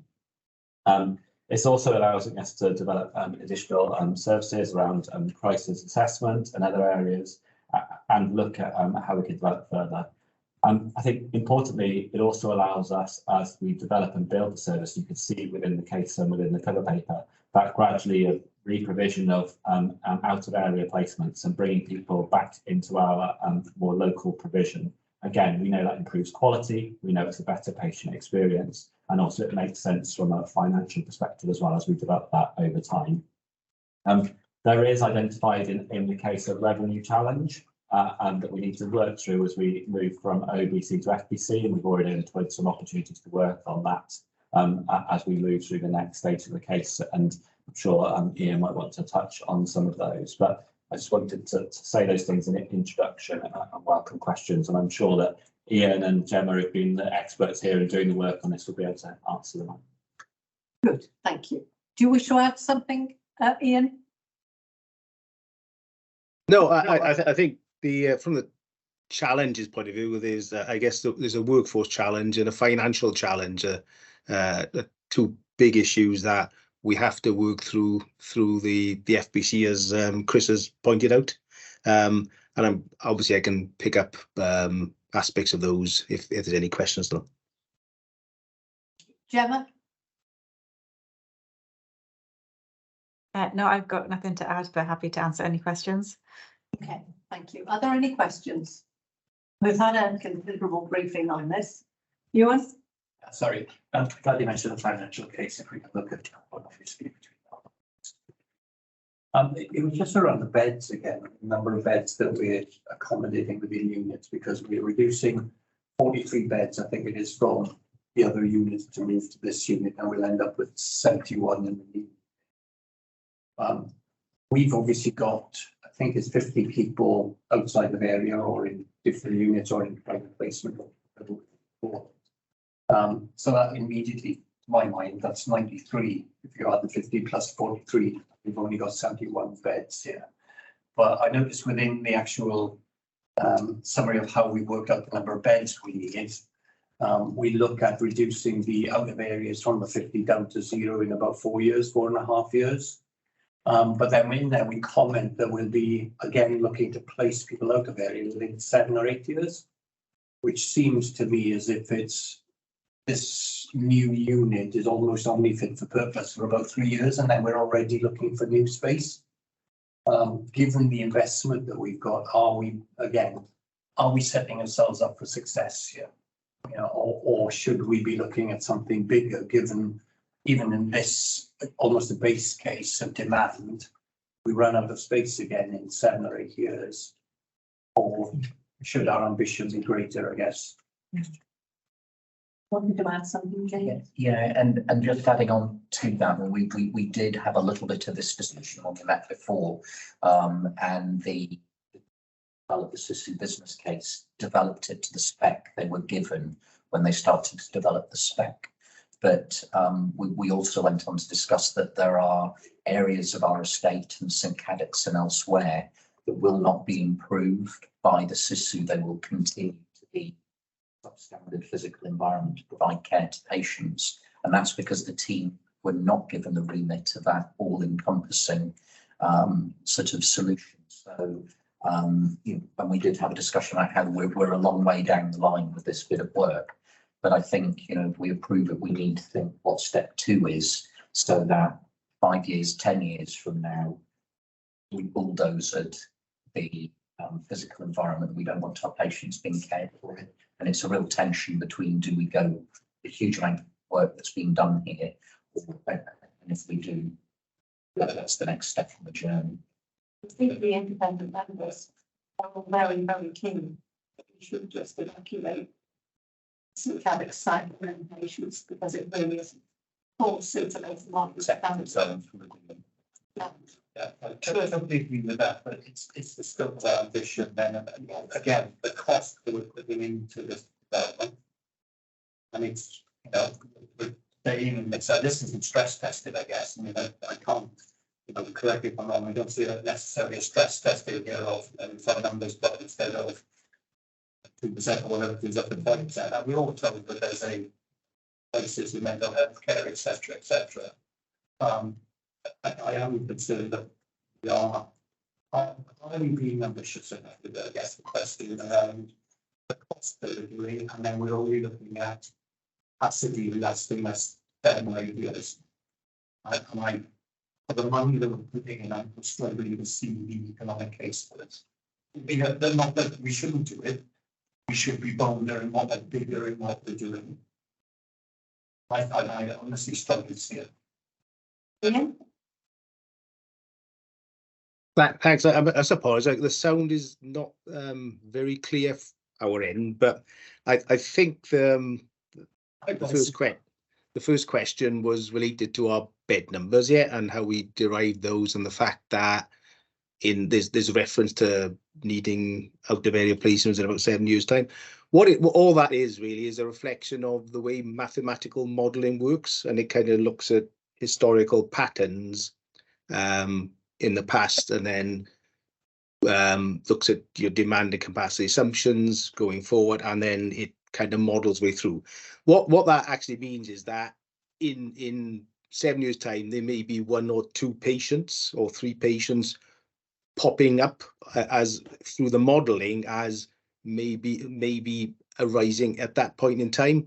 It's not saying that there's going to be 30 or 40 patients back in our out of area who need to be accommodated.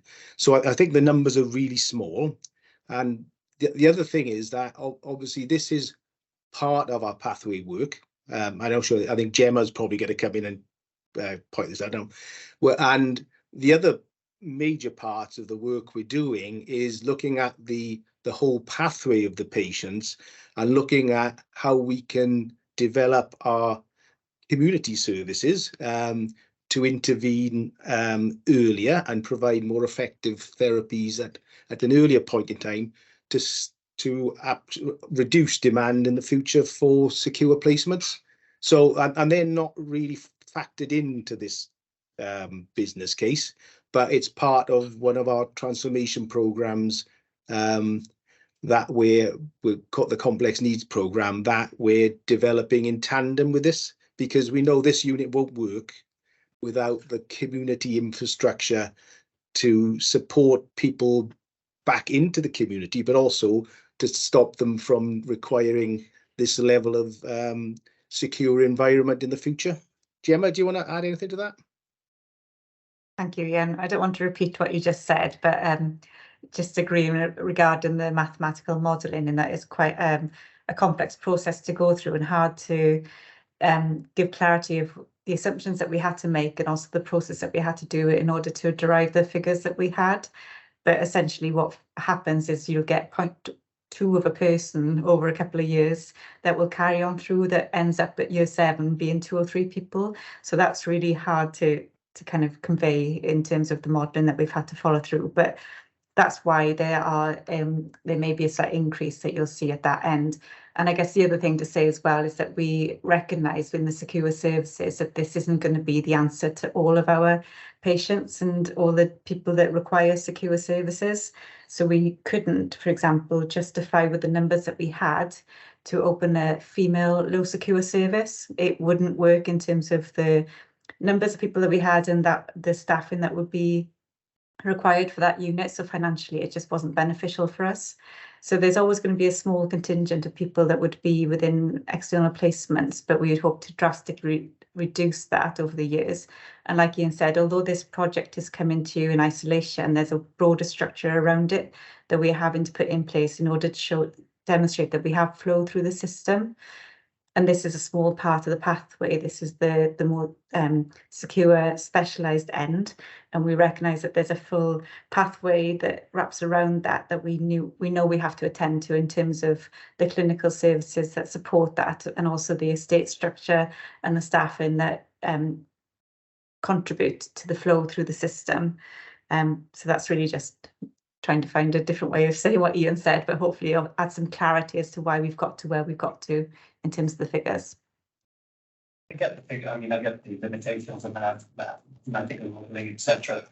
But still, this is still our best guess, I guess, on what it's telling us. Yes, you might have 30 or 40 people outside of area, but what it's telling me, I think, is that they're at capacity.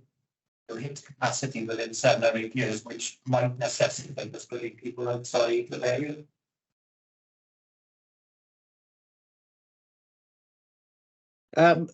I think what we obviously is modelling, and nobody knows what's going to happen in the future. But I think if we get this unit built and we get our community infrastructure designed and arranged in the way that we think we need to, that we won't, for this cohort of patients, we would not see any need for outsourcing past year 4, in essence, and that the blips in the modelling will be theoretical blips. They're not going to be people that we are unable to accommodate. And I think, perhaps from year 4, if we get it right, then we may start having capacity to take patients from South Powys or etc. as part of income generation as well. So there may be opportunities there in the future.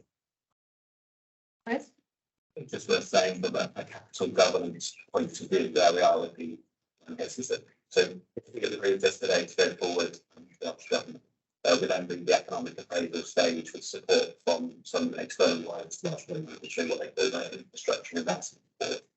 I think that's a really good time to choose to have a discussion with us and our question then goes through to the business space.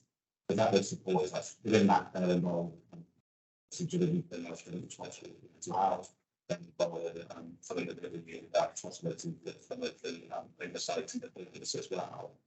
They can go out and say actually we would like to push them below. Let's make this stronger economic base. I think that's really the less between sort of the stage and the process that agency is really important. I'd like to support that. There's a lot of stuff that's come up in this discussion already that is within this particular case of changes in the process, etc., etc. We've got to, as somebody said, with another space time. So yeah, that support that piece of being invested in it, because I think it's a fantastic opportunity here. And I challenge back on how you grasping all of the opportunity that's ahead of us. So I completely agree with you developing this space for some time, and obviously it's changed quite a bit since the strategic outline case, external environments changing and so on. But it's important to maximise the opportunity this offers, and so every time we get closer, we obviously we kind of seeing further opportunities. So it's that I think there is that balance, but wanting to progress, but not miss one-off opportunity. We've got to get this right. I think that the two big points that we've picked up through our kind of scrutiny and discussions in the last few weeks is there is still services that would be left in habits which we're not really content with, and we would some of them naturally could fit themselves into the system, some somewhere else in the state, which we can manage as separately. And then I think our future proof is a recognising we're working on a set of modelling. I think what we need to do is to progress with the OBC being submitted, but I think with a caveat that we've got the potential through that kind of opportunity you described, Chris, and the economic use to expand it, because through the Welsh Government capital, so once you put the OBC, that almost becomes the approved film within which you have to work. Otherwise it goes back, it has to go back through the scrutiny, which is possible. And I think if we could, on submission of the OBC, capture the further opportunities we think this offers, and almost have the permission to that process and the FBC to go further and explore that, then I think that I feel more comfortable with that. Support the proposal. I think it's option 5 altogether. Whereas you can't hear us very well, Ian, we can hear you very well. And I think all that's been said has been incredibly helpful.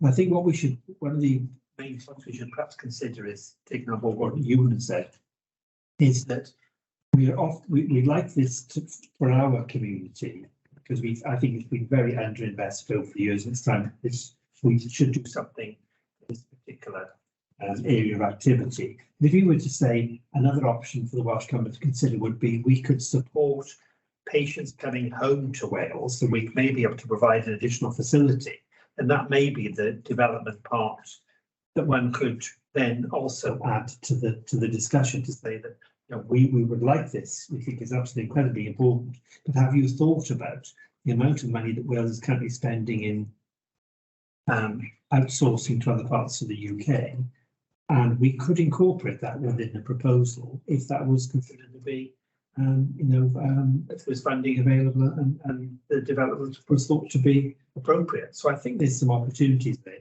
But I think currently, I agree, I know you came from, Nicola, let's make a decision today on this particular case and go forward with it, but with the caveat that there is some conversations could be had. But let's give this proposal option 5, our full endorsement, so we can move on with that.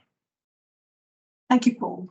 Right, so the proposal is that we approve the outline business case, but at the same time, we inform the Welsh Government that we are anxious that the St Caddoc site is cleared of patients, as the accommodation is wholly inadequate for their needs and their increasing needs. And that we would wish within the FBC to include an opportunity for the closure and replacement of that unsuitable accommodation. and that we will also recheck the future requirements for low secure care. I mean, we won't provide medium secure care here, but low secure care in order to meet the needs of our own population and that which we serve at the moment in terms of South Paris. Is that fair enough? Because we don't want to miss the opportunity. We want to get on the ladder as capital is so scarce that I think we have to put in a big caveat. That's really, it would not be the best solution for patients to leave all any patients on this site, especially when half of it moves. You happy with that? Yeah. Okay, thank you very much. Okay. Should we have quarter of an hour break? We'll resume at 10 to 1, please. Health board meeting. We are going to start with 3.6, the regional ophthalmology strategy, please. Yeah, sorry, it's me again. So I'm really pleased to present this piece of work, which has probably been a long time coming, really. And this is really a culmination of a piece of work across 4 health boards ourselves, Cardiff, Cyntaf Morgannwg and Powys Teaching Health Board, to try and come together and say, what do we want specialist ophthalmology services to look like as we work together as a region. We know in this area there are staffing challenges, there are services which need a number of patients which we can't simply deliver as individual organisations. So it's really important that we come together collectively to decide what we want to deliver as a region. This strategy is really the work that's come through work we've been doing with our clinical leads in the area and working with those who work on the services in the front line, as well as sharing it, working through the Royal College of Ophthalmologists, working with Royal Colleges and others, with RNIV, with some of our third sector organisations, as well as engagement with the CHC in its development. And what it really sets out is what is it we're trying to achieve as a region in working towards a regional centre of excellence for ophthalmology services. It's not the full extent of the pathway. We have been clear and separated out what is the community element of the pathway, which is the responsibility of particularly a lot of our contracted providers. What is it we can deliver locally? And then what is it that we need to deliver through partnership? I think the exciting thing is we're already delivering this strategy. So just in this final quarter of the year, we've already seen over 350 of our patients treated for cataracts in Cardiff and Vale Health Board in the Vanguard facility there as part of regional working. So we're already seeing the benefit of working in this way. I think it's really important that we set out in the strategy what it is we're trying to achieve, and that allows us to hold ourselves to account really about what is it we're trying to achieve, what's the direction of travel for regional services, and importantly have that conversation with our public and patients about how services will change over the next few years. So this is a joint piece of work, and I'm really pleased that we're going to approve it. Thank you, Chris, and thank you very much to you and your fellow planners for the really hard work that you've put into developing this. And it's a real step forward to get an agreement on a regional plan for these vital services. Are there any questions on this? No, we're happy to adopt. Yeah. Good. Are the other? Sorry, just sorry again. Yeah, it impacted on what this could look like ahead. What are those targets that we're trying to achieve? What are we looking to? What is the outcome? Chris? Yeah, so at the overarching strategy level, it talks about the direction of travel and the targets we're looking for. There's then a series of work streams under this that have that detail in particular fields. So in particular, we're working at the moment on a business case for regional provision of cataract services, and that within it has the ambition to bring down significantly our waiting lists for cataract, which is one of our longest waiting areas and has lots of impact for individuals who are waiting for that procedure. So within that, it's got specific ambition about eliminating our longest waiters in those areas, and we'll be bringing that business case back to us, hopefully in May. Yeah, and that's the piece, I guess, looking for is that what is that reduction that we need? If that's one of the targets, what does good look like? And improved outcome. Most important. Okay, are we happy to adopt this? Yes. Thank you. The annual equality report. Thank you, Chair. There's 3 reports contained within this section linked to the annual equality report, the annual equality report and the gender pay gap report. Both of those reports have a statutory duty to provide in line with the legal requirements of the Equality Act. The third report is a new report presented to board, and that is a race pay gap, and is part of the proposed actions that we discussed a little while ago on board in terms of the anti-racist plan. I'll just summarise the 3 reports and confirm the recommendation and request of the board at the end, and obviously be happy to take any questions. The first report is our annual equality report. This report sets out an overview of progress towards our strategic equality objectives, which was set in 2020 and stretched through to 2024. It highlights the work that's been undertaken in each of those particular objectives, and also provides some workforce monitoring data in different characteristics of our staff as at the 31st of March 2022. Some key highlights from that report. I think over the last 12 months to 18 months, we've done a tremendous amount of work and guided by our previous EDI lead, Kerry Harris, in terms of re-energising and stretching and creating more staff networks connected with protected characteristics, increased our awareness sessions and training, and in particular around the bystander training and the British Sign Language interpretation, although I note the point from Gemma from CHC earlier in the meeting. And we've also undertaken to adopt a new equality impact assessment process, which takes into account the socio-economic duty. That summarises the annual equality report, and the request of the board is to approve the report for publication, and of course all of the 3 reports will be translated. The second report, which is linked to our strategic equality objective of having a fuller understanding of differences in pay, is the gender pay gap report. This year we have approached this report a little differently to than we've done in the past, and we've separated out agenda for change staff, so those staff who are under agenda for change terms and conditions, and those who are not, really to give some transparency around the pay gap based on staff who have 2 different sets of terms and conditions. The mean and median pay gaps for both agenda for change and non-agenda change staff are outlined in the report. And you'll see the significant difference there in terms of the average and the median range.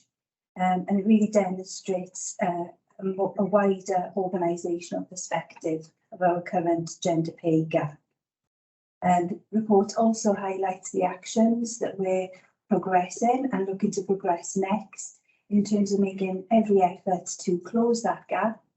Although we do note that as an organisation and in line with NHS organisations across the UK, we do employ significantly more women than men, and that has a bearing on the outcome of the report. I've also taken the opportunity to cross-reference our pay gap with other health boards for the previous year, and we're looking quite comparable to health boards of a similar size. Again, for the gender pay gap report, asking the board to note the report, the next steps, and approve the report for publication. The final report, again in line with our strategic equality objectives, and as I mentioned earlier, our commitment to the Welsh Government Anti-Racist Action Plan, is the first ever race pay gap report. Again, looking at understanding the differences in pay, specifically through the race equality lens. Again, we have set out the pay gap, and you'll see in the report the breakdown of that pay gap. Quite significantly in the report, you will see the higher levels of representation from Black Asian and ethnic minority staff in our Band 5 Agenda for Change, and in our other category, this will include medical and dental staff. And that, I think, will demonstrate some of the impact of our international recruitment. The report really indicates a baseline data, which we will incorporate into our anti-racist action plan, which is currently up to consultation, and will give us a platform to build on moving forward. And again, whilst this is the first report, I'm asking the board to note the baseline data and approve the paper for publication. Quick run through of the 3 reports, and happy to take any questions. Thank you very much, Sarah. And Pippa would in particular like to note that it's an excellent piece of work and to congratulate Kerry. I know she's not present here, but for its production. So are there any questions or comments? Steve? And just focusing. Really well done. It's the first one. It's kind of a starting point. On this, I think time to come there will be nuances that we down in as we and perhaps some profiles within the that we had here. Welcome that. Louise? Yeah, from Pakistan, yeah, good reports and pleased to read what was inside them, and there's a lot of work inside there as well. And I'm aware we've only got one person within the organisation as overarching looking at this alongside different members of the team. Just wondered, is there any opportunity at some point that you might be thinking of expanding that team to be a more substantial team in itself to be able to deliver? Because there's a lot of things that need delivering. There's a lot of things that need kept on the agenda to keep everybody's interest in tuning up to some of these groups as well. So I understand that, and there's always room to do more, but I think what we are very mindful of is a lot of the work contained within the plan is delivered through colleagues who work in different departments. For example, Tanya Strange's team, in terms of the work that she undertakes, has worked closely with Kerry, and also the public health team as well. So working closely with them. I do think there's an opportunity, and I've mentioned this before, with Kerry moving on to a different role, we haven't had the opportunity to do it. But I think it's an opportunity to map out where our resources in terms of working on this agenda. What the opportunity is to bring that resource together in a maybe more substantive way, or maybe in a more matrix way, to give us more capacity to focus on these issues, which, you know, I've presented some reports and data looking at workforce, but noting that this really is connected with that patient experience. So Ron and Ellis will be joining us on the 3rd of April, so Monday, to take over that role, and that's a key piece of work, I think, sort of moving forward.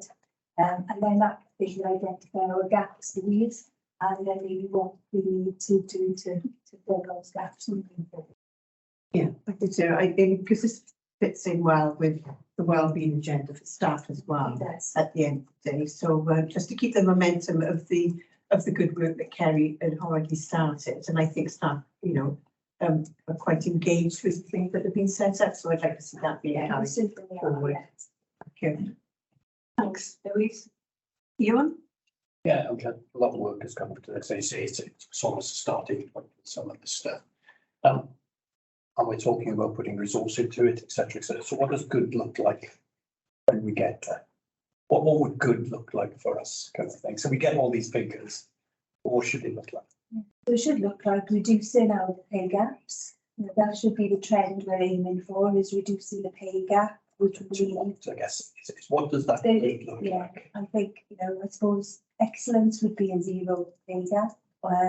However, we're in far with that. So good would look like a trend of reducing the pay gap, and seeing differential between those staff with higher grades and also a leadership and succession planning programme which identifies and recognises the pay gap and supports the work moving forward. Wouldn't that be really our target? Is that a realistic target? Because we already accept the nature of the organisation and the staffing that we have get there. So what could look like?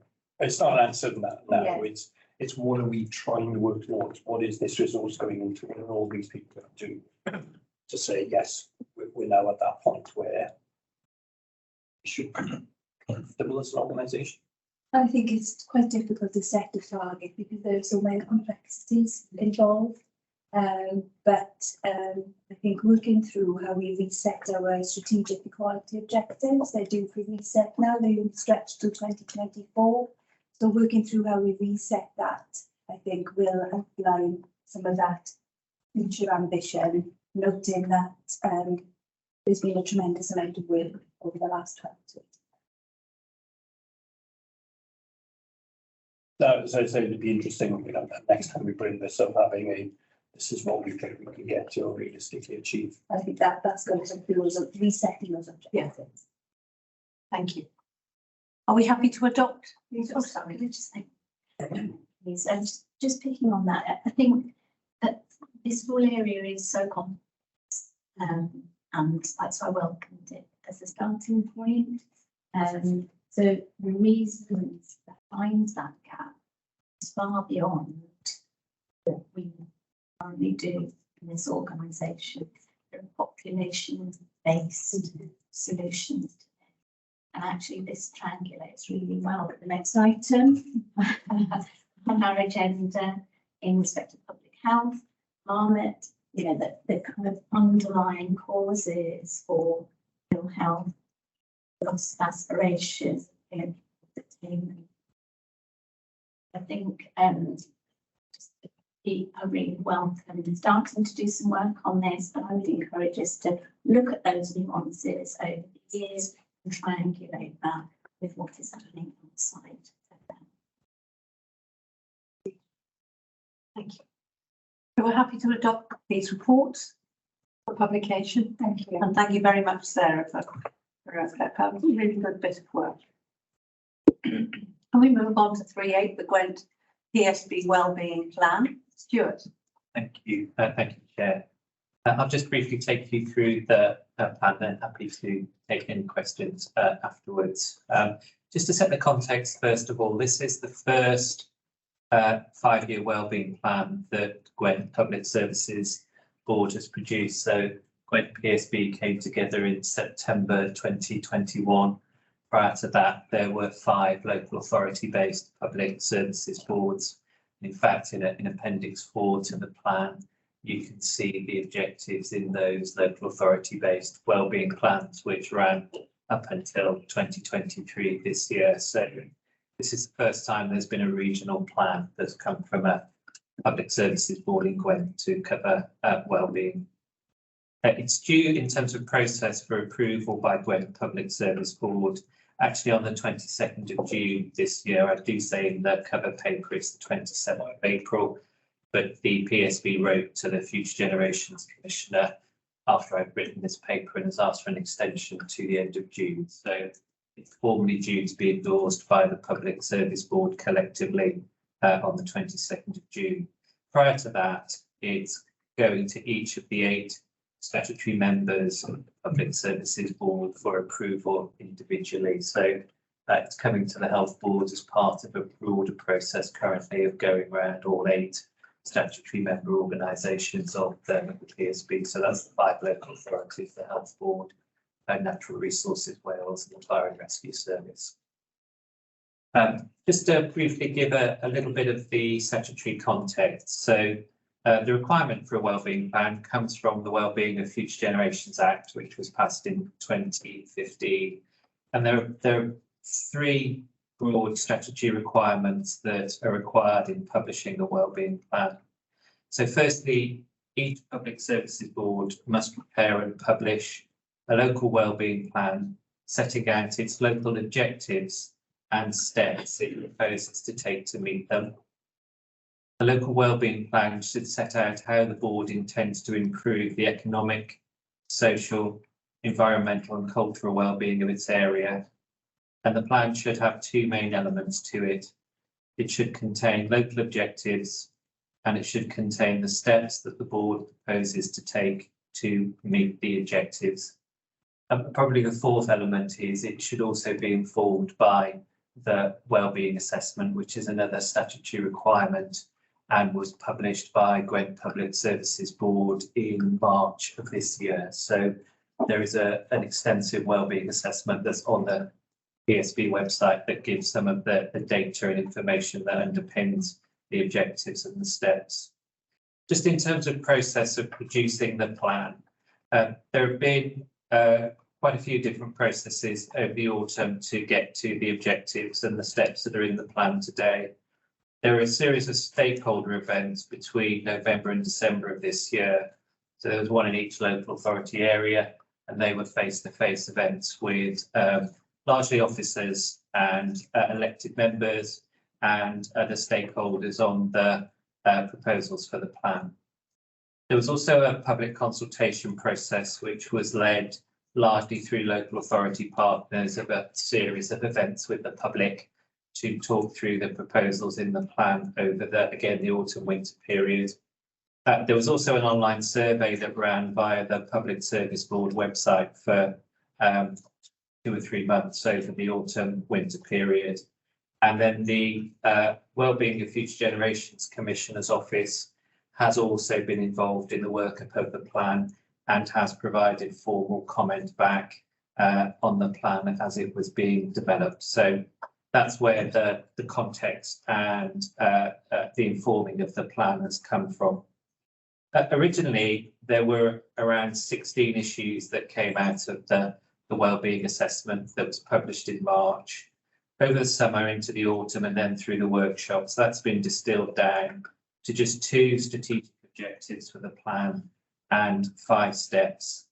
And those 2 strategic objectives are around a fairer, more equitable and inclusive Gwent for all, and a climate-ready Gwent where the environment is protected and valued. And then underpinning those 2 objectives, there are 5 steps, and I list them in the paper, they are in the plan, but essentially they cover cost of living, homes and housing, the climate and the environment, inequity and the Marmot principles, and resilient and connected communities. So those are the 2 objectives, and those are the 5 steps that the Gwent Public Services Board are proposing to address those 2 objectives. There are some elements of the plan which, again, I cover in the cover paper, just to note, is still to be added. So there is some detail about the consultation process and 1 or 2 other elements. I have queried that with PSB officers, and the view is that isn't material to either the objectives or the choice of the steps, so that they are content that the plan is circulating for comment and approval. And I should probably also note that a bit similar to a couple of the other items, it's clear that the plan does not have structure, process, outcomes or targets as part of it at this stage. Post approval of the plan, if it's approved by PSB in June, will be to work up the detail through a series of delivery plans for each of the steps. And again, that's alluded to just towards the end of the plan, a process of trying to develop a delivery mechanism. And that's where the detail on the target structure and process will come. That's it. Thank you, Chair. Thank you very much, Stuart. A great deal of work has gone into producing this first plan. And I know get a bit confused because we've got area plans and wellbeing plans and wellbeing assessments. And it'd be awfully nice if they'd come together a bit more and then split into the separate elements on which each of the committees is. So we might have a go at trying to persuade people that's a good idea. But it's well produced. Thank you. Are there any questions and queries about this? Just a brief one around the detailed plans. Now, when did you say you might see those detailed steps? Well, I think That isn't out of the menu, and I think realistically they'll have to be done by the autumn, because the autumn planning process in health boards, local authorities, they're going to want to be able to reflect the plan in their own planning documents in the autumn. So over the summer, I would imagine there would need to be that detail, so we can go into the autumn with more specific information to then reflect in our own. Those will come back in. I'm not entirely clear on the delivery plan process. It's the first time, as I mentioned, Gwent's come together as a PSB. I think there'll be an element of regional delivery and there'll be an element of local delivery. So the 5 local authorities are looking at their iteration of that plan or interpretation. So there's a question for us, I guess, whether we would want all of the local delivery plans and the regional plan over the top, or how we want to see it. So yes, I think is the answer to it, but it just might be what we want to see and what we don't want to see. Yeah, I think it's just to build on, the change in structure of putting the executive team partnerships sitting under planning, because I think one of the things, Kristen is all going forward in terms of how we try to pull these different components together in terms of the PSB wellbeing plan, the area plan, the RPB, our own INTP. How do they kind of complement and overlap each other? And then what does, from all of those, what are the things we need to do as a health board or anything in our gift? What are the parts that we need to be influencing or working alongside partners with together? So hopefully that kind of planning expertise overseeing this whole agenda will help us all navigate our way through what this means, and then what are the kind of milestones and the plans that we need to monitor against at this level, RPB and PSB. Yeah, that's where I kind of was going with the whole. Kind of it's all a bit confusing. On here, a lot planning been on there, a lot. But what are they, the objectives go, what are we going to, what are those measurements, what are those? That's what I'm pressed. But it is those, what are the, what does good look like? What are we trying to get to and how are we going to get there? Farmer sits within that list, so then that in itself is almost, which we've been trying to pick up as an executive. Yeah, so I'm just trying to get my head around the whole. Well, my daughter agreed with us too, so hopefully we. Yeah, it is.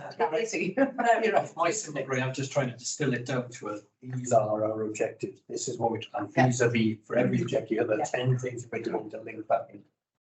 I think, Chair, that the partnership space is, as well as the planning space, there's a lot of partnership, both locally and regionally in this space as well. And those two, both plans but partnerships, probably need a bit of thought. Yes, clarity. Yes, Is required. yes. Okay, are we happy to endorse this?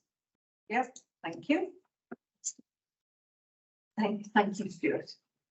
The Velindre Cancer Centre business case, Rob. So the paper identifies a proposal to build a new Velindre Cancer Hospital in Cardiff. The justifications and the strategic aims of it are to deliver Welsh Government strategy for cancer, to manage growth demand expected for the future of approximately 2%, and to allow flexible expansion and flexible working space for cancer delivery in the South East Wales region. Better patient and staff environment is a strategic aim, and the opportunity for additional space for technology development. In terms of why they're looking to build a new hospital, the current environment has limited space, very limited space, and is below standard in terms of expected space available on current hospital regulations. The quality of the build is below standard as well in terms of the environment for staff and patients, and car parking is identified as an issue as well. In terms of process, the Aneurin Bevan approved the OBC in 2018 for a new build.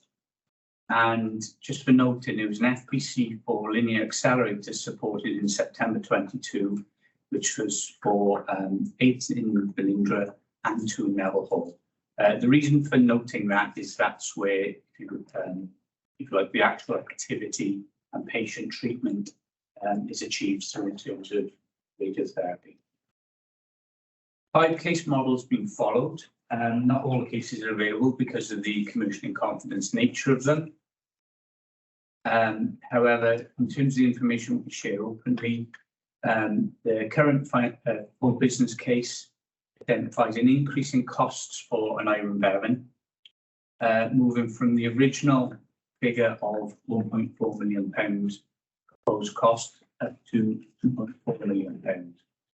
That is then mitigated through opportunities that Belinda have identified, digital funding and decarbonisation funding or green funding that they wish to approach Welsh Government to support funding for that, as the increasing costs for the new build are predominantly related to developments and a design that increase those costs over above normal levels. That would then result in Aneurin Bevan being requested to support £1.9 million as a stepped investment in the Belinda new hospital. There's also dual running costs for the year in 25-26 of approximately £900,000 for AB. Just to be clear, the record, this is for the cost of the building and the facility only, and the running costs that from a revenue nature commission has been requested to support. If more activity is delivered over and above what we commission currently, that will be a separate cost to the health board in the future. The report is providing enough information, and on the back of the earlier conversation earlier, I'll move to recommendations and questions. Recommendations determining the response from the health board. Brilliant. Thank you, Rob. Are there any questions on this? It's a considerable increase in revenue for us in the light of the circumstances that we've discussed previously today. We are not getting any additional patient activity. Hopefully the quality environment would be improved considerably, but it's at an additional cost for us without the additional revenue required for any additional staff. Yes, well, thank you. And just to kind of add to Rob's kind of comments. So I think it's worth just reinforcing that Aneurin Bevan patients account for over 40% of the patients currently utilising services at the Belinda Cancer Centre. So we're a significant user of the services. And I think through the OBC process, we kind of acknowledge the case for change. We recognise the sustainability of the building, and the environment is not really kind of future-proofed and fit for purpose. And a new facility would give us some of the state-of-the-art, recognising the Linux being a separate investment. But we see this as a real kind of core advancement for our radiotherapy, chemotherapy treatments, in particular, and that kind of specialist oncology support, albeit I know there's wider discussions about acute oncology. So I think all of that was kind of recognised and acknowledged. I think the issue obviously for the FBC now is this is recognising this is just the running cost, which is quite a significant increase above what we currently pay, recognising it's not service related, it's not patient as in direct patient care. And I think this is really quite an exemplary piece of work around a design of a green building. However, that is coming at a cost. It isn't reducing running costs in order to achieve that standard. It is, and as Rob said, it's an extra £1 million for this health board alone, before them taking into account the extra funding that Welsh Government may support for a kind of, I would argue, you know, a kind of platinum standard green building.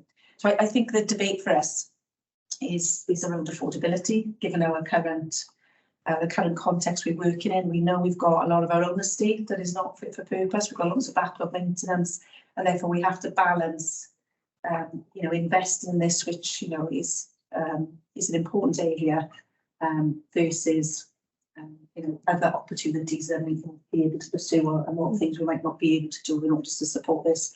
So I think that's where, you know, we just need to give due consideration as a board in terms of the scale of investment this is asking for. So I just kind of, I think that's kind of the conversation as an executive team we've had as well in terms of trying to find the right balance in this important case. Thank you. Paul? Some reservations really. I think the key issue for me is affordability, particularly as this is about investing in a building. And that for me, it wasn't any mention about sort of the increased activity, the size of the building, I think seemed to be from 17,000 to 28,000 square metres. I don't know what activity was going to be in the other 11,000 square metres because it doesn't seem to be identified. And there's a big issue of digital funding. So there's a number of what ifs. And I think at this particular stage, we need to just pitch caution because I think there's, for us to find £2 million to provide a building, I'm not sure that that would necessarily be justified at this particular juncture. Thank you. James?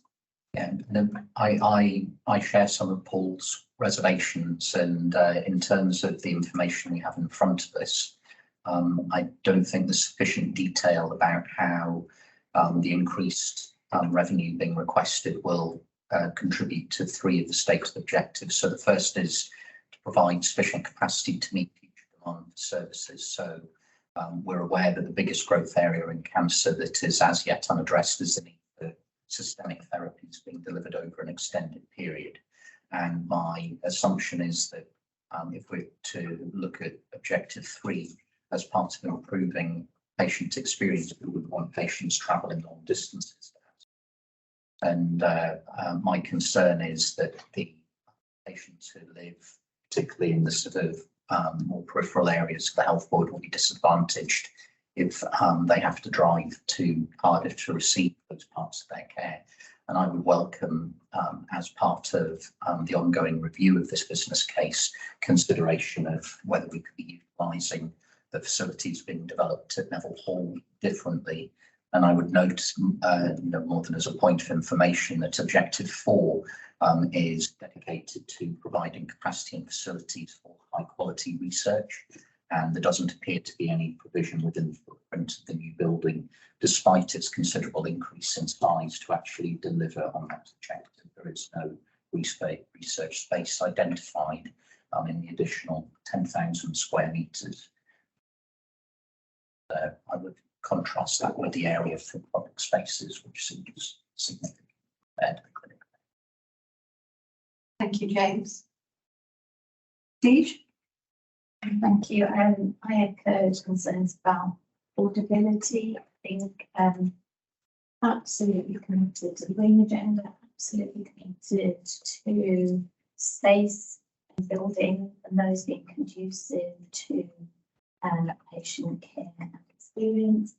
But I think our thinking needs to be contemporary where we are at the moment. You know, we have to be very careful about our commitments. And I think if this was linked to a much higher scale of services, then I think we would slightly differently. And so I think in summary, in principle, really we are committed to supporting development in this area, but I would scale. Thank you, Teach. That's quite clear. So, any further comments? Right. Might I suggest that we agree that the board support the improvement in patient care in principle, given the fact that the current environment at Belinda is no longer sustainable and there is need to improve the environment by building a new setting, by a better surrounding for our patients. But however, given the current operating environment and our financial situation, the Health Board cannot commit to paying an additional 1.9 million at this time with no increase in patient delivery. And we would ask Belinda to reconsider the cost envelope, especially as we have no assurance that the Welsh Government will provide the additional funding for digital and green construction.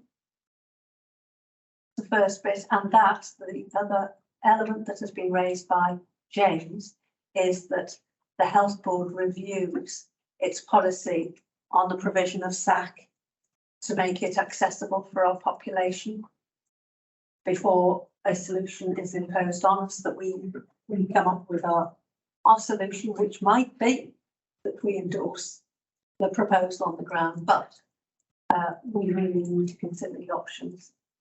Are you content with that? Fine, thank you. The IMTP, it's that man again. Here again, sorry, last one from me today. So this is at the quarterly performance report for Q3, so taking us up to the end of December. So this is the third time you've had the report in this format where we are trying to bring you performance in a more rounded way and gives you a better sense of what it is we're trying to achieve in terms of the outcomes for our population, as well as some more traditional performance measures, and also give you an understanding of how we are performing against the IMTP. And as was mentioned earlier in the meeting, as part of the development of the quality strategy, you'll increasingly see this continue to develop to have those real strong focus on quality and safety coming through in stronger versions of this, and as well as that patient experience metrics, and we'll be able to start to report through the Civica system. So this is a continuing to evolve as the way you report, and hopefully give you a more rounded assessment and assurance of our activity for our population outcomes.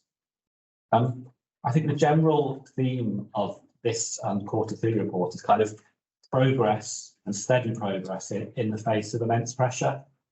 So this report in particular covers the December period. I think in particular those last 2 weeks in December were probably some of the most difficult operationally that we've experienced as a health board. And I think the graph that we've got on page 8 really sort of sets out the rational reasons why that happened, and that very significant spike that we saw in respiratory disease in that period, very intense flu period there, coupled with a COVID period, which had a massive impact on our staffing and ability to staff our areas, as well as significant amounts of patients coming into our system in that period. And I think it's a real testament to the staff that we've got in this organisation. Actually, we managed to remain a focus on safety through that period.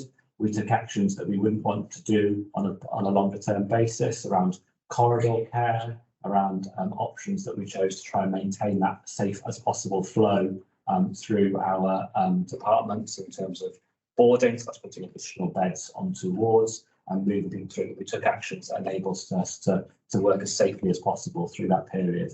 But therefore, as a consequence of that, you can see it reflected in our urgent care performance, that did lead to longer waits in our emergency care department and some longer handover times. We've already touched on some of the activity we're trying to do to recover that now, so that focus on safety flow.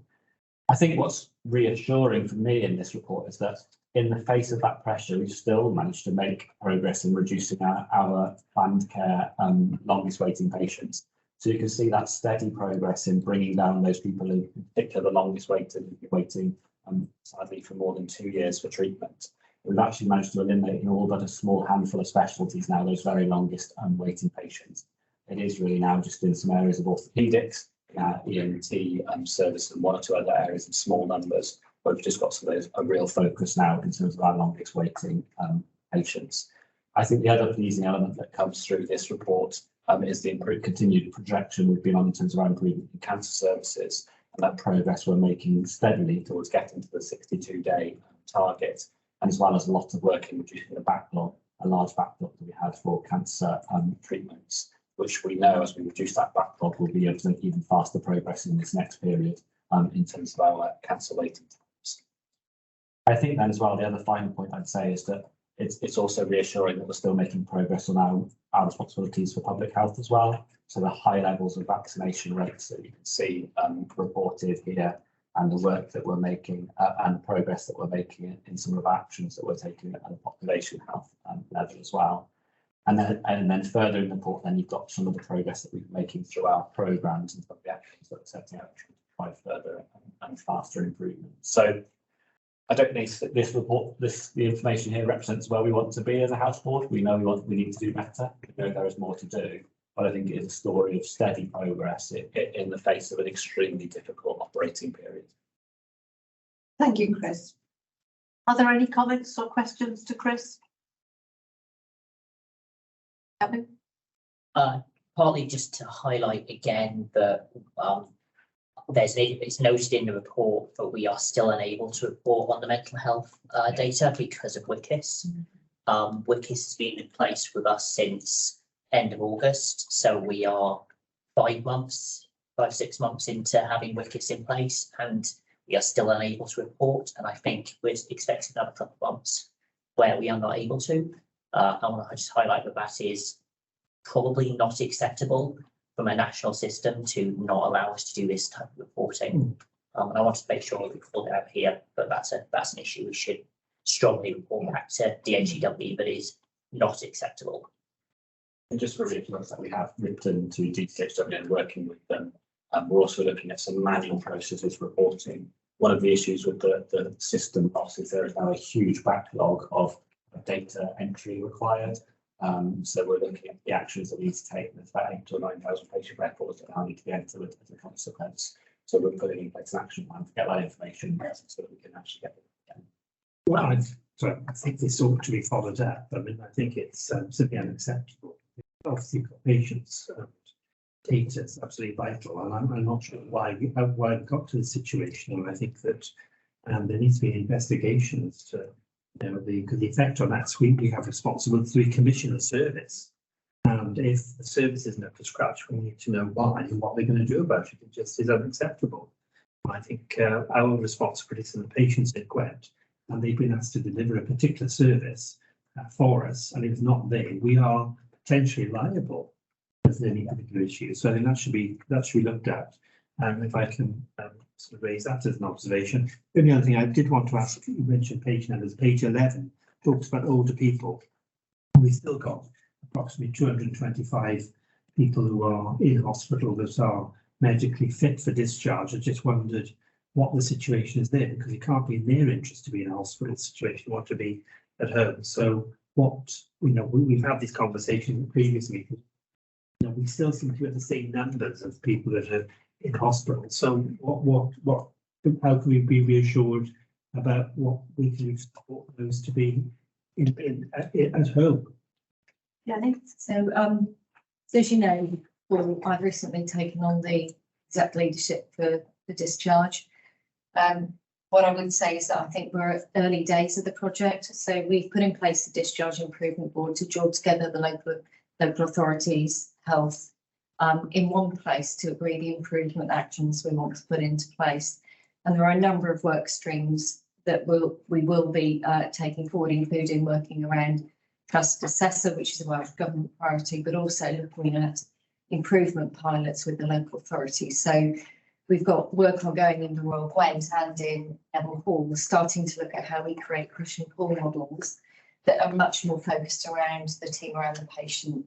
So making decisions that are more patient focused around their needs, rather than perhaps taking a medicalised approach to what we think they need at that point in time. So looking to push people back into their home sooner, but doing that in a supportive way that wraps around their needs. So I think we're early stages. We're seeing some pleasing data which we'll bring back in May from the early pilots, but there's much more to do, particularly I think around the services we need to provide in the community to ensure that people can go home a bit earlier, but have that wraparound support available.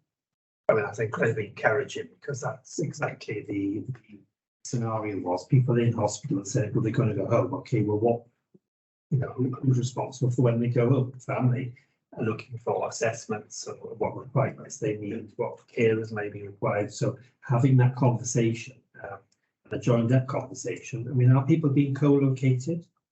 Yes, so the Gwent pilot has co-located social care and health board staff in a room. So we've had a really great response from Newport Local Authority, for example. They are supplying social workers to that hub, and they're actually working very closely with our head of strategic discharge to make sure that we've got the right planning in place. But it takes a culture shift as well. So this is about system and process. It's also about culture. And in Monmouthshire, who are pulling from the Neville Hall, again, we have social workers based within the Monmouthshire teams, who again, that dialogue around trusting each other around the assessment, working together around the needs of the patient, I think is pivotal. And it's early days, but we are, I think, turning a corner. Well, I think the focus is the patient rather than the organisational bits. And I think co-location, from what you've said, I mean, it sounds incredibly encouraging. So let's hope we reap the rewards in later months. Completely. Thank you. Thank you. Dejan, Leanne. Teacher, just earlier on about the sector and activity that is already invested in the regional partnership. Okay. There is, and I will declare an interest, there is extensive work going on with the unpaid carers and families. We need to triangulate this, so we have started some of that work. County Hospital is just a start, so I'm very much welcome about how we can use the resources that we want to, both in terms of investment, but also the workforce that is out there. How can we use that better? Yeah. Points in relation to sort of the report. So I think just to reinforce.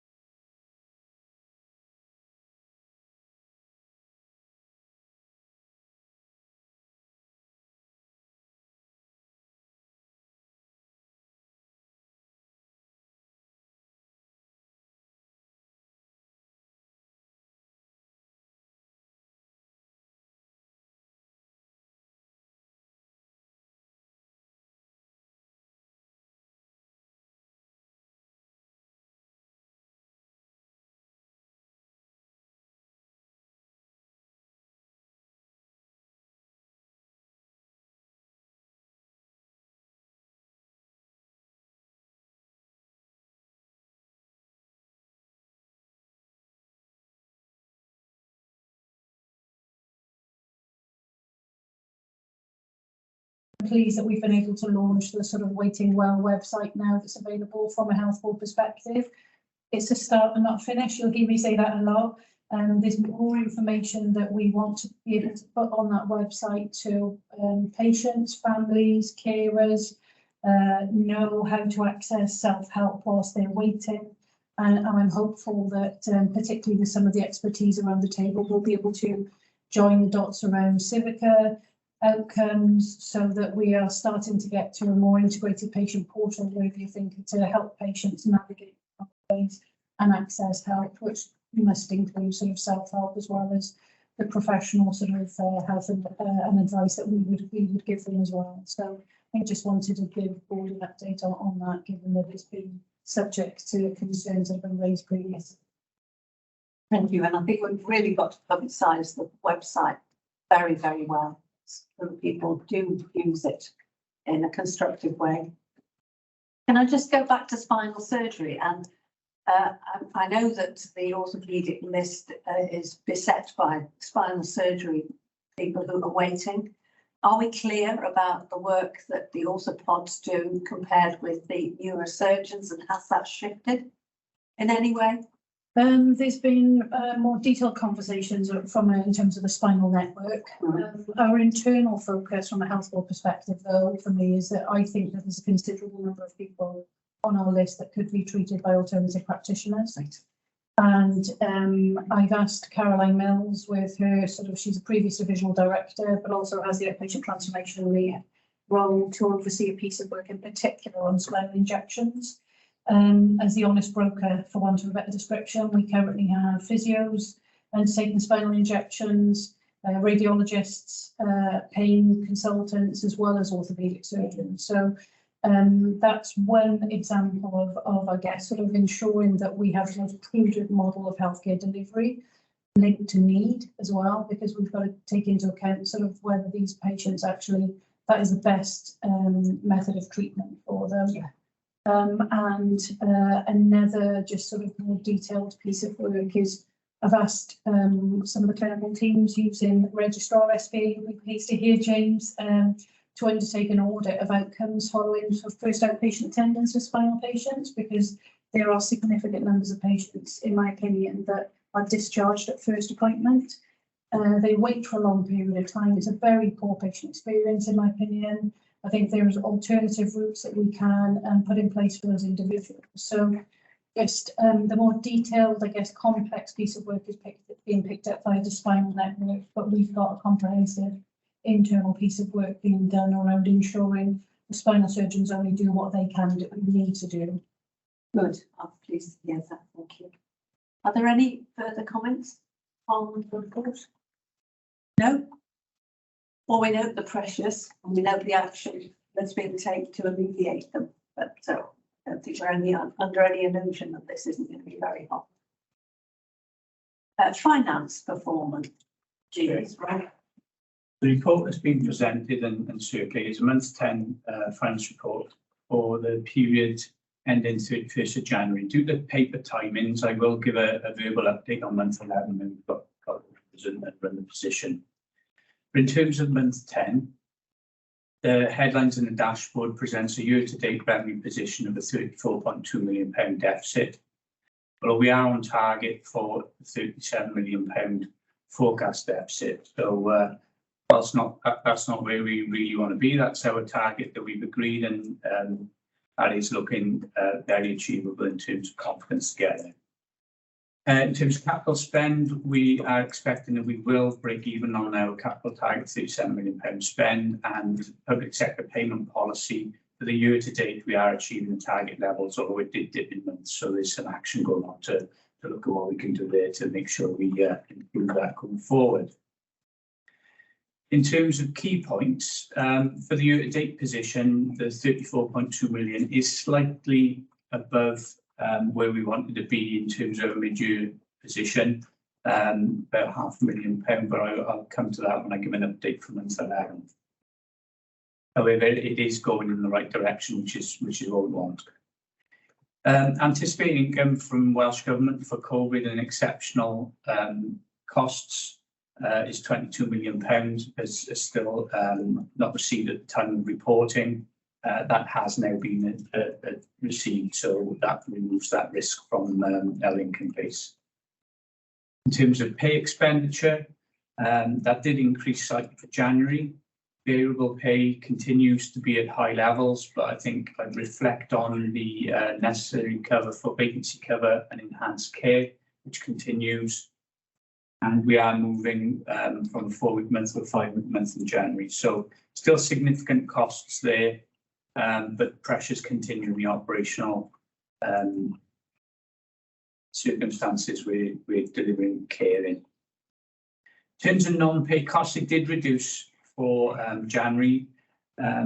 However, that's because in month 9, December, we did have some, I'll call them abnormal costs or one-off costs to do with WISC and 111 programme that were funded, but in terms of cost base, it's moved to a lower level, or more normal levels, for want of a better phrase. However, drugs does continue to be an issue for us, both in the acute and the prescribing areas. In terms of year-to-date savings, we are above plan for savings, which is a very, very significant positive for us. £2.7 million above the profile we were expecting. And again, significant note is that they're now all expected to achieve the full level and now reported as green in terms of the Welsh Government arrangements.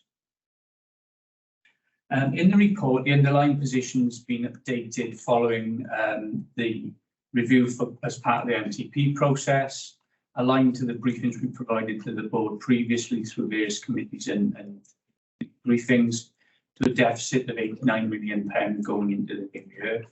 That's in line with the IMTP financial plan that's been circulated and shared. For 23-24, we obviously need to now continue to work out our savings plans and get the traction into the new year, as I'm sure we all appreciate and aware of. In terms of some of the operational issues that we're facing and the impacts on the financials, again, emergency pressures and some of the elective pressures we've got that we've just touched on, I won't repeat, but a lot of those factors still continue to drive operational costs. I mentioned the pay and the variable pay continuing to be quite high. Winter surge is still coming through as part of that, and managed practices and mental health acuity, two areas that have been flagged for month 10. In terms of non-pay, as I mentioned, prescribed drugs and acute drugs are starting to increase again, which is an area we do need to look at ready for the new year in terms of opportunities around medicines management and how we mitigate some of those coming through in the future. COVID patient numbers still above 160, so we're not seeing a significant drop in that. Delayed transfers of care at the point in time of reporting, over 320. So again, still high numbers, high financial values around that. CHC placements for mental health have gone up by 3 places and gone down by 12 for community services for CHC and the discharge to assess and care closer to home arrangements. We continue to run with in excess of 190 surge beds, and all this, I am conscious there's a sense of deja vu with some of this reporting, but it's just reflective of the extreme pressures we continue to operate within. And elective activity continues to be delivered as much as we can, and that's just been touched on as well. In terms of our cash and operating within our cash limits, that's been operating within the good practice guidance we've been set, so that's positive for us as well. So I'm going to move on to a quick update on month 11, and there'll be a flash report issued in the next day or so, just for the board to have the more cycle on this. The good news is that at month 11, the run rates recovered for £33 million year-to-date position. Forecast holds at 37, but we are expecting that to potentially improve. Some of the reasons for the movement is some Welsh Government funding that wasn't flagged to us previously that's come through, and we have had the results of the stock take come through, which is approximately £900,000 benefit in terms of our planning position. So to conclude, whilst the detailed paper for month 10 presents quite a familiar position, I think, we are going in the right direction to achieve and possibly do better than our £37 million target deficit. Thank you, Rob. Very clear. Any comments or questions? I think well done to Rob and the team. I think the executive team for getting to that stage must have been incredibly challenging. I mean, I meant to say earlier, huge thanks to the MTP and also the team involved with that, and not particularly to the staff in the Christmas period, because again, we had a fairly mild winter, and the staff did a fantastic job. And I think, huge thanks to Nicola and the team in the community and within hospitals for the work that they undertake. It's been a very difficult time. But it was very nice to see the savings actually coming in, because we've not been terribly good at achieving those in the past, have we? Not brilliantly, but again, we're all very positive, and hopefully we can continue in the new year. That's Just on that point, actually, the savings you mentioned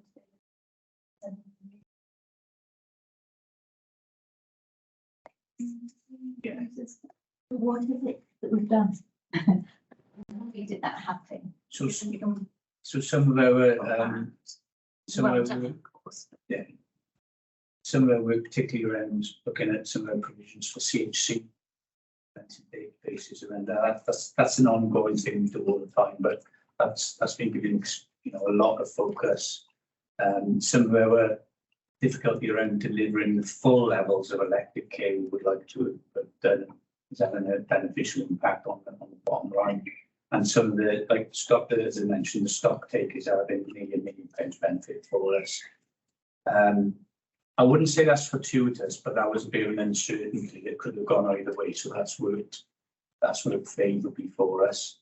And then we have had some funding for things medical training, which we didn't anticipate, bypassing and checking to correct figures. So that's been quite positive. I think the general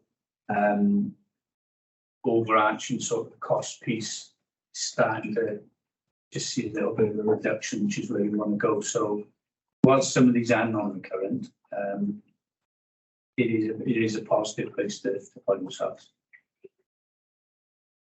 Thank you. Any further comments on finance? Thank you. The strategic risk report then, Nicola.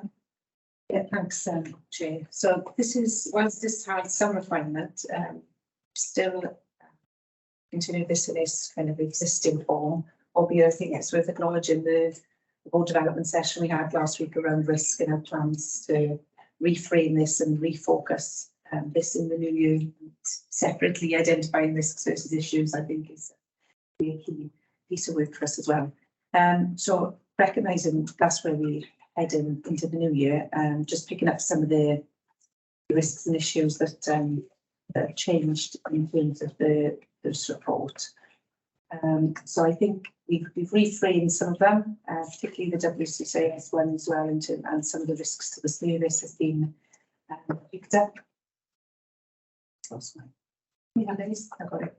I think there's been some around inpatient falls. We've reduced that one slightly. I just wanted to pick up in particular the new risk that's been put on there, which is around an estates issue, which is around reinforced autoclaved aerated concrete. This is a national issue that's been identified, and it's an issue that we've currently got in some of our estate. But we are currently having Welsh Government are working with us in terms of some detailed survey work to understand any risk, the level of risk associated with this particular concrete, which could have a significant impact on work we need to do going forward. So that's kind of a new risk that we've identified, and we'll have more information on that, because I think in the next couple of months, really, when we into the survey work's due to conclude by the end of May. That's the key extra risk I wanted to just to draw your attention to. But obviously there's more detail there in the risk register as well to make that exception. Okay. Any comments about this? We will be revising this risk register in the light of our discussions at the away day. Okay. Okay. Thank you. The Executive Committee Chair's report. Yeah, thank you. So this is a standard format, just reinforcing the way we've now structured ourselves as an executive team. We're continuing to just refresh this again and making sure we got this right going into the new year. And we will be particularly having one meeting a month, which is going to be really drilling down into that integrated performance piece, which will feed nicely onto what we were talking about earlier. But in terms of some of the, I'll just pick up some highlights because it's good to read, I think, and the quality and safety. I just wanted to pick up, we have had quite a lot of discussions about stroke services, both in terms of national work, the local work, and some of the service change opportunities that we might need to look at, particularly on stroke rehab going forward. And again, looking at that GIRF report. So I just wanted to draw that one out. Under quality, under the efficiency and side of things, you can imagine finance has been The efficiency side has been a key focus for us in terms of our discussion, and particularly the workforce variable pay has been a key area, and obviously the dental services one that we talked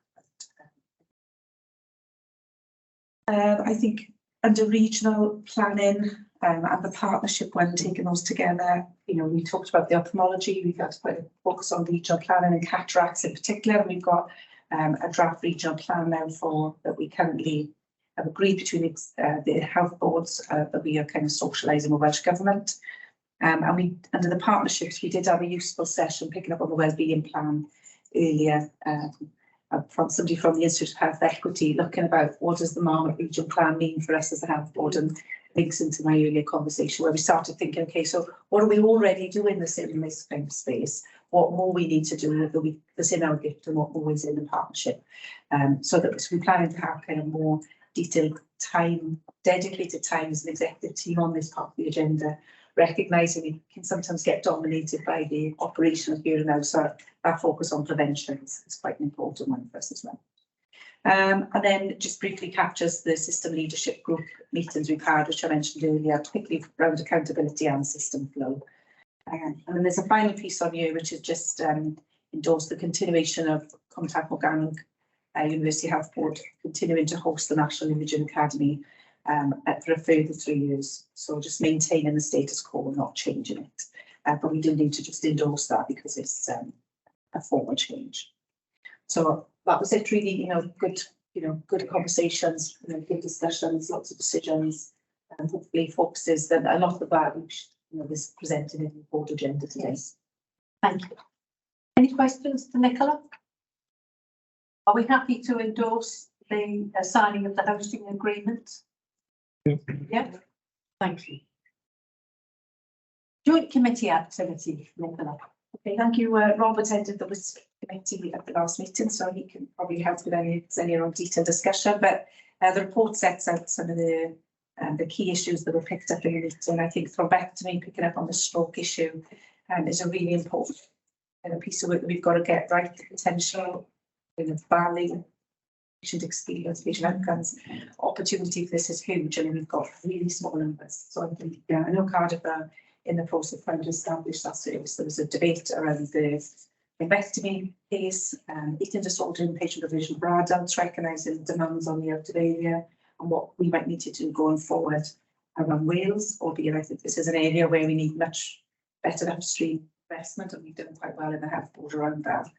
And then neonatal cot configuration is a key kind of priority area as well that is being looked at across WISC. And I know I'm a neonatal, we potentially have some opportunities to support that as well. Good. So they were the 3 areas that were in discussion, and also just noting the establishment of the Spinal Services ODN network for South Wales. I don't know if there's anything, Bob, you want to add on to that from attending the committee? No, I think the probably the most direct one for us at the moment is what it means for us for neonatal cots, and how we structure that and understand where we're opening up ability from a business perspective to meet that requirement. Even though to a large degree we are our own provider, so it's probably most operational pressing. Thank you.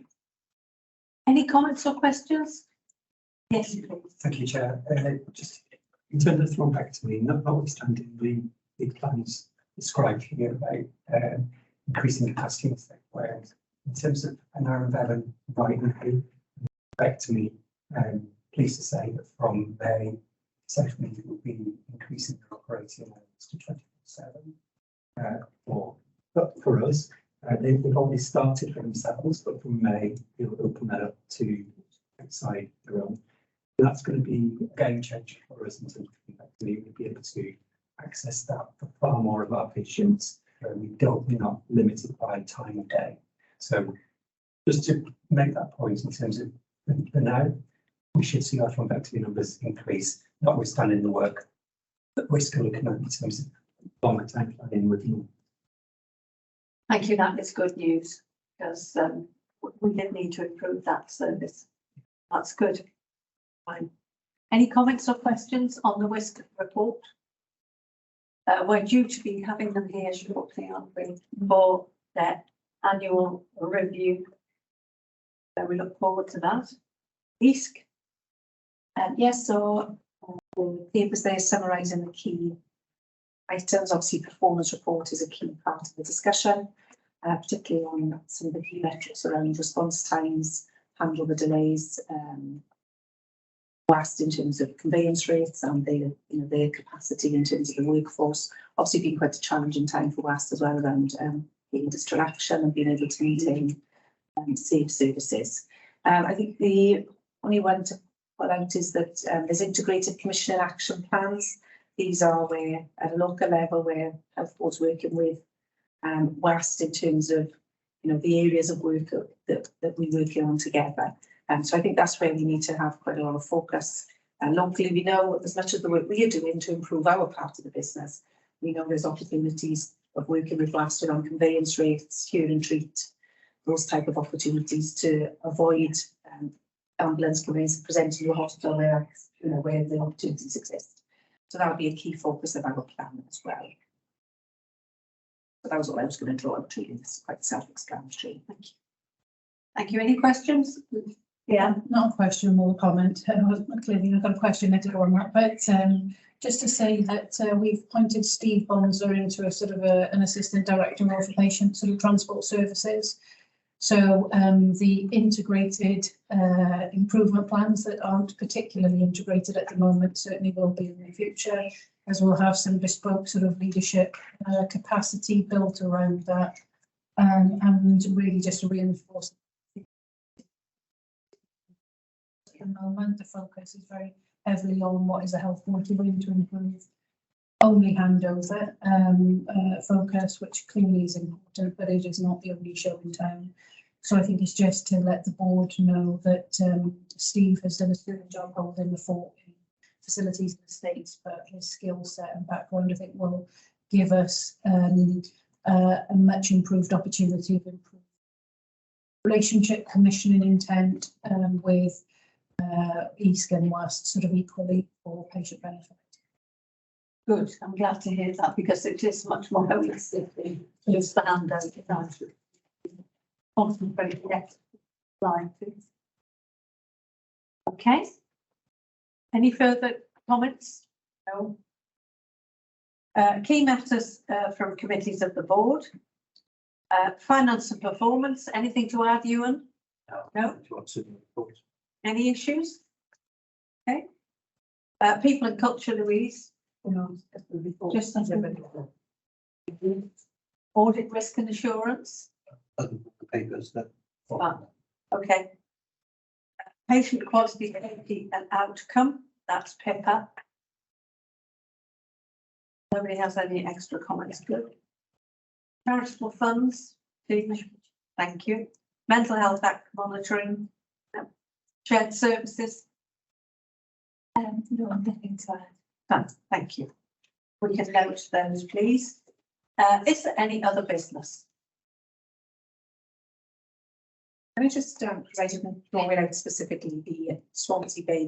I talked about this final network, ODN, and it was just the recommendation was to endorse the signing of the agreement between myself and Swansea. So fine, there was nobody who said anything. So no, just for the minutes to make sure. Okay, happy with that. Thank you. Barney, give me a round. I know. Well, thank you ever so much for your attendance today and for your questions. And we'll meet again in 2 months' time. Hopefully, the agenda will be more contained and we certainly don't have to read 700 pages. Detail. Okay, thank you very much. Certainly is a pleasure.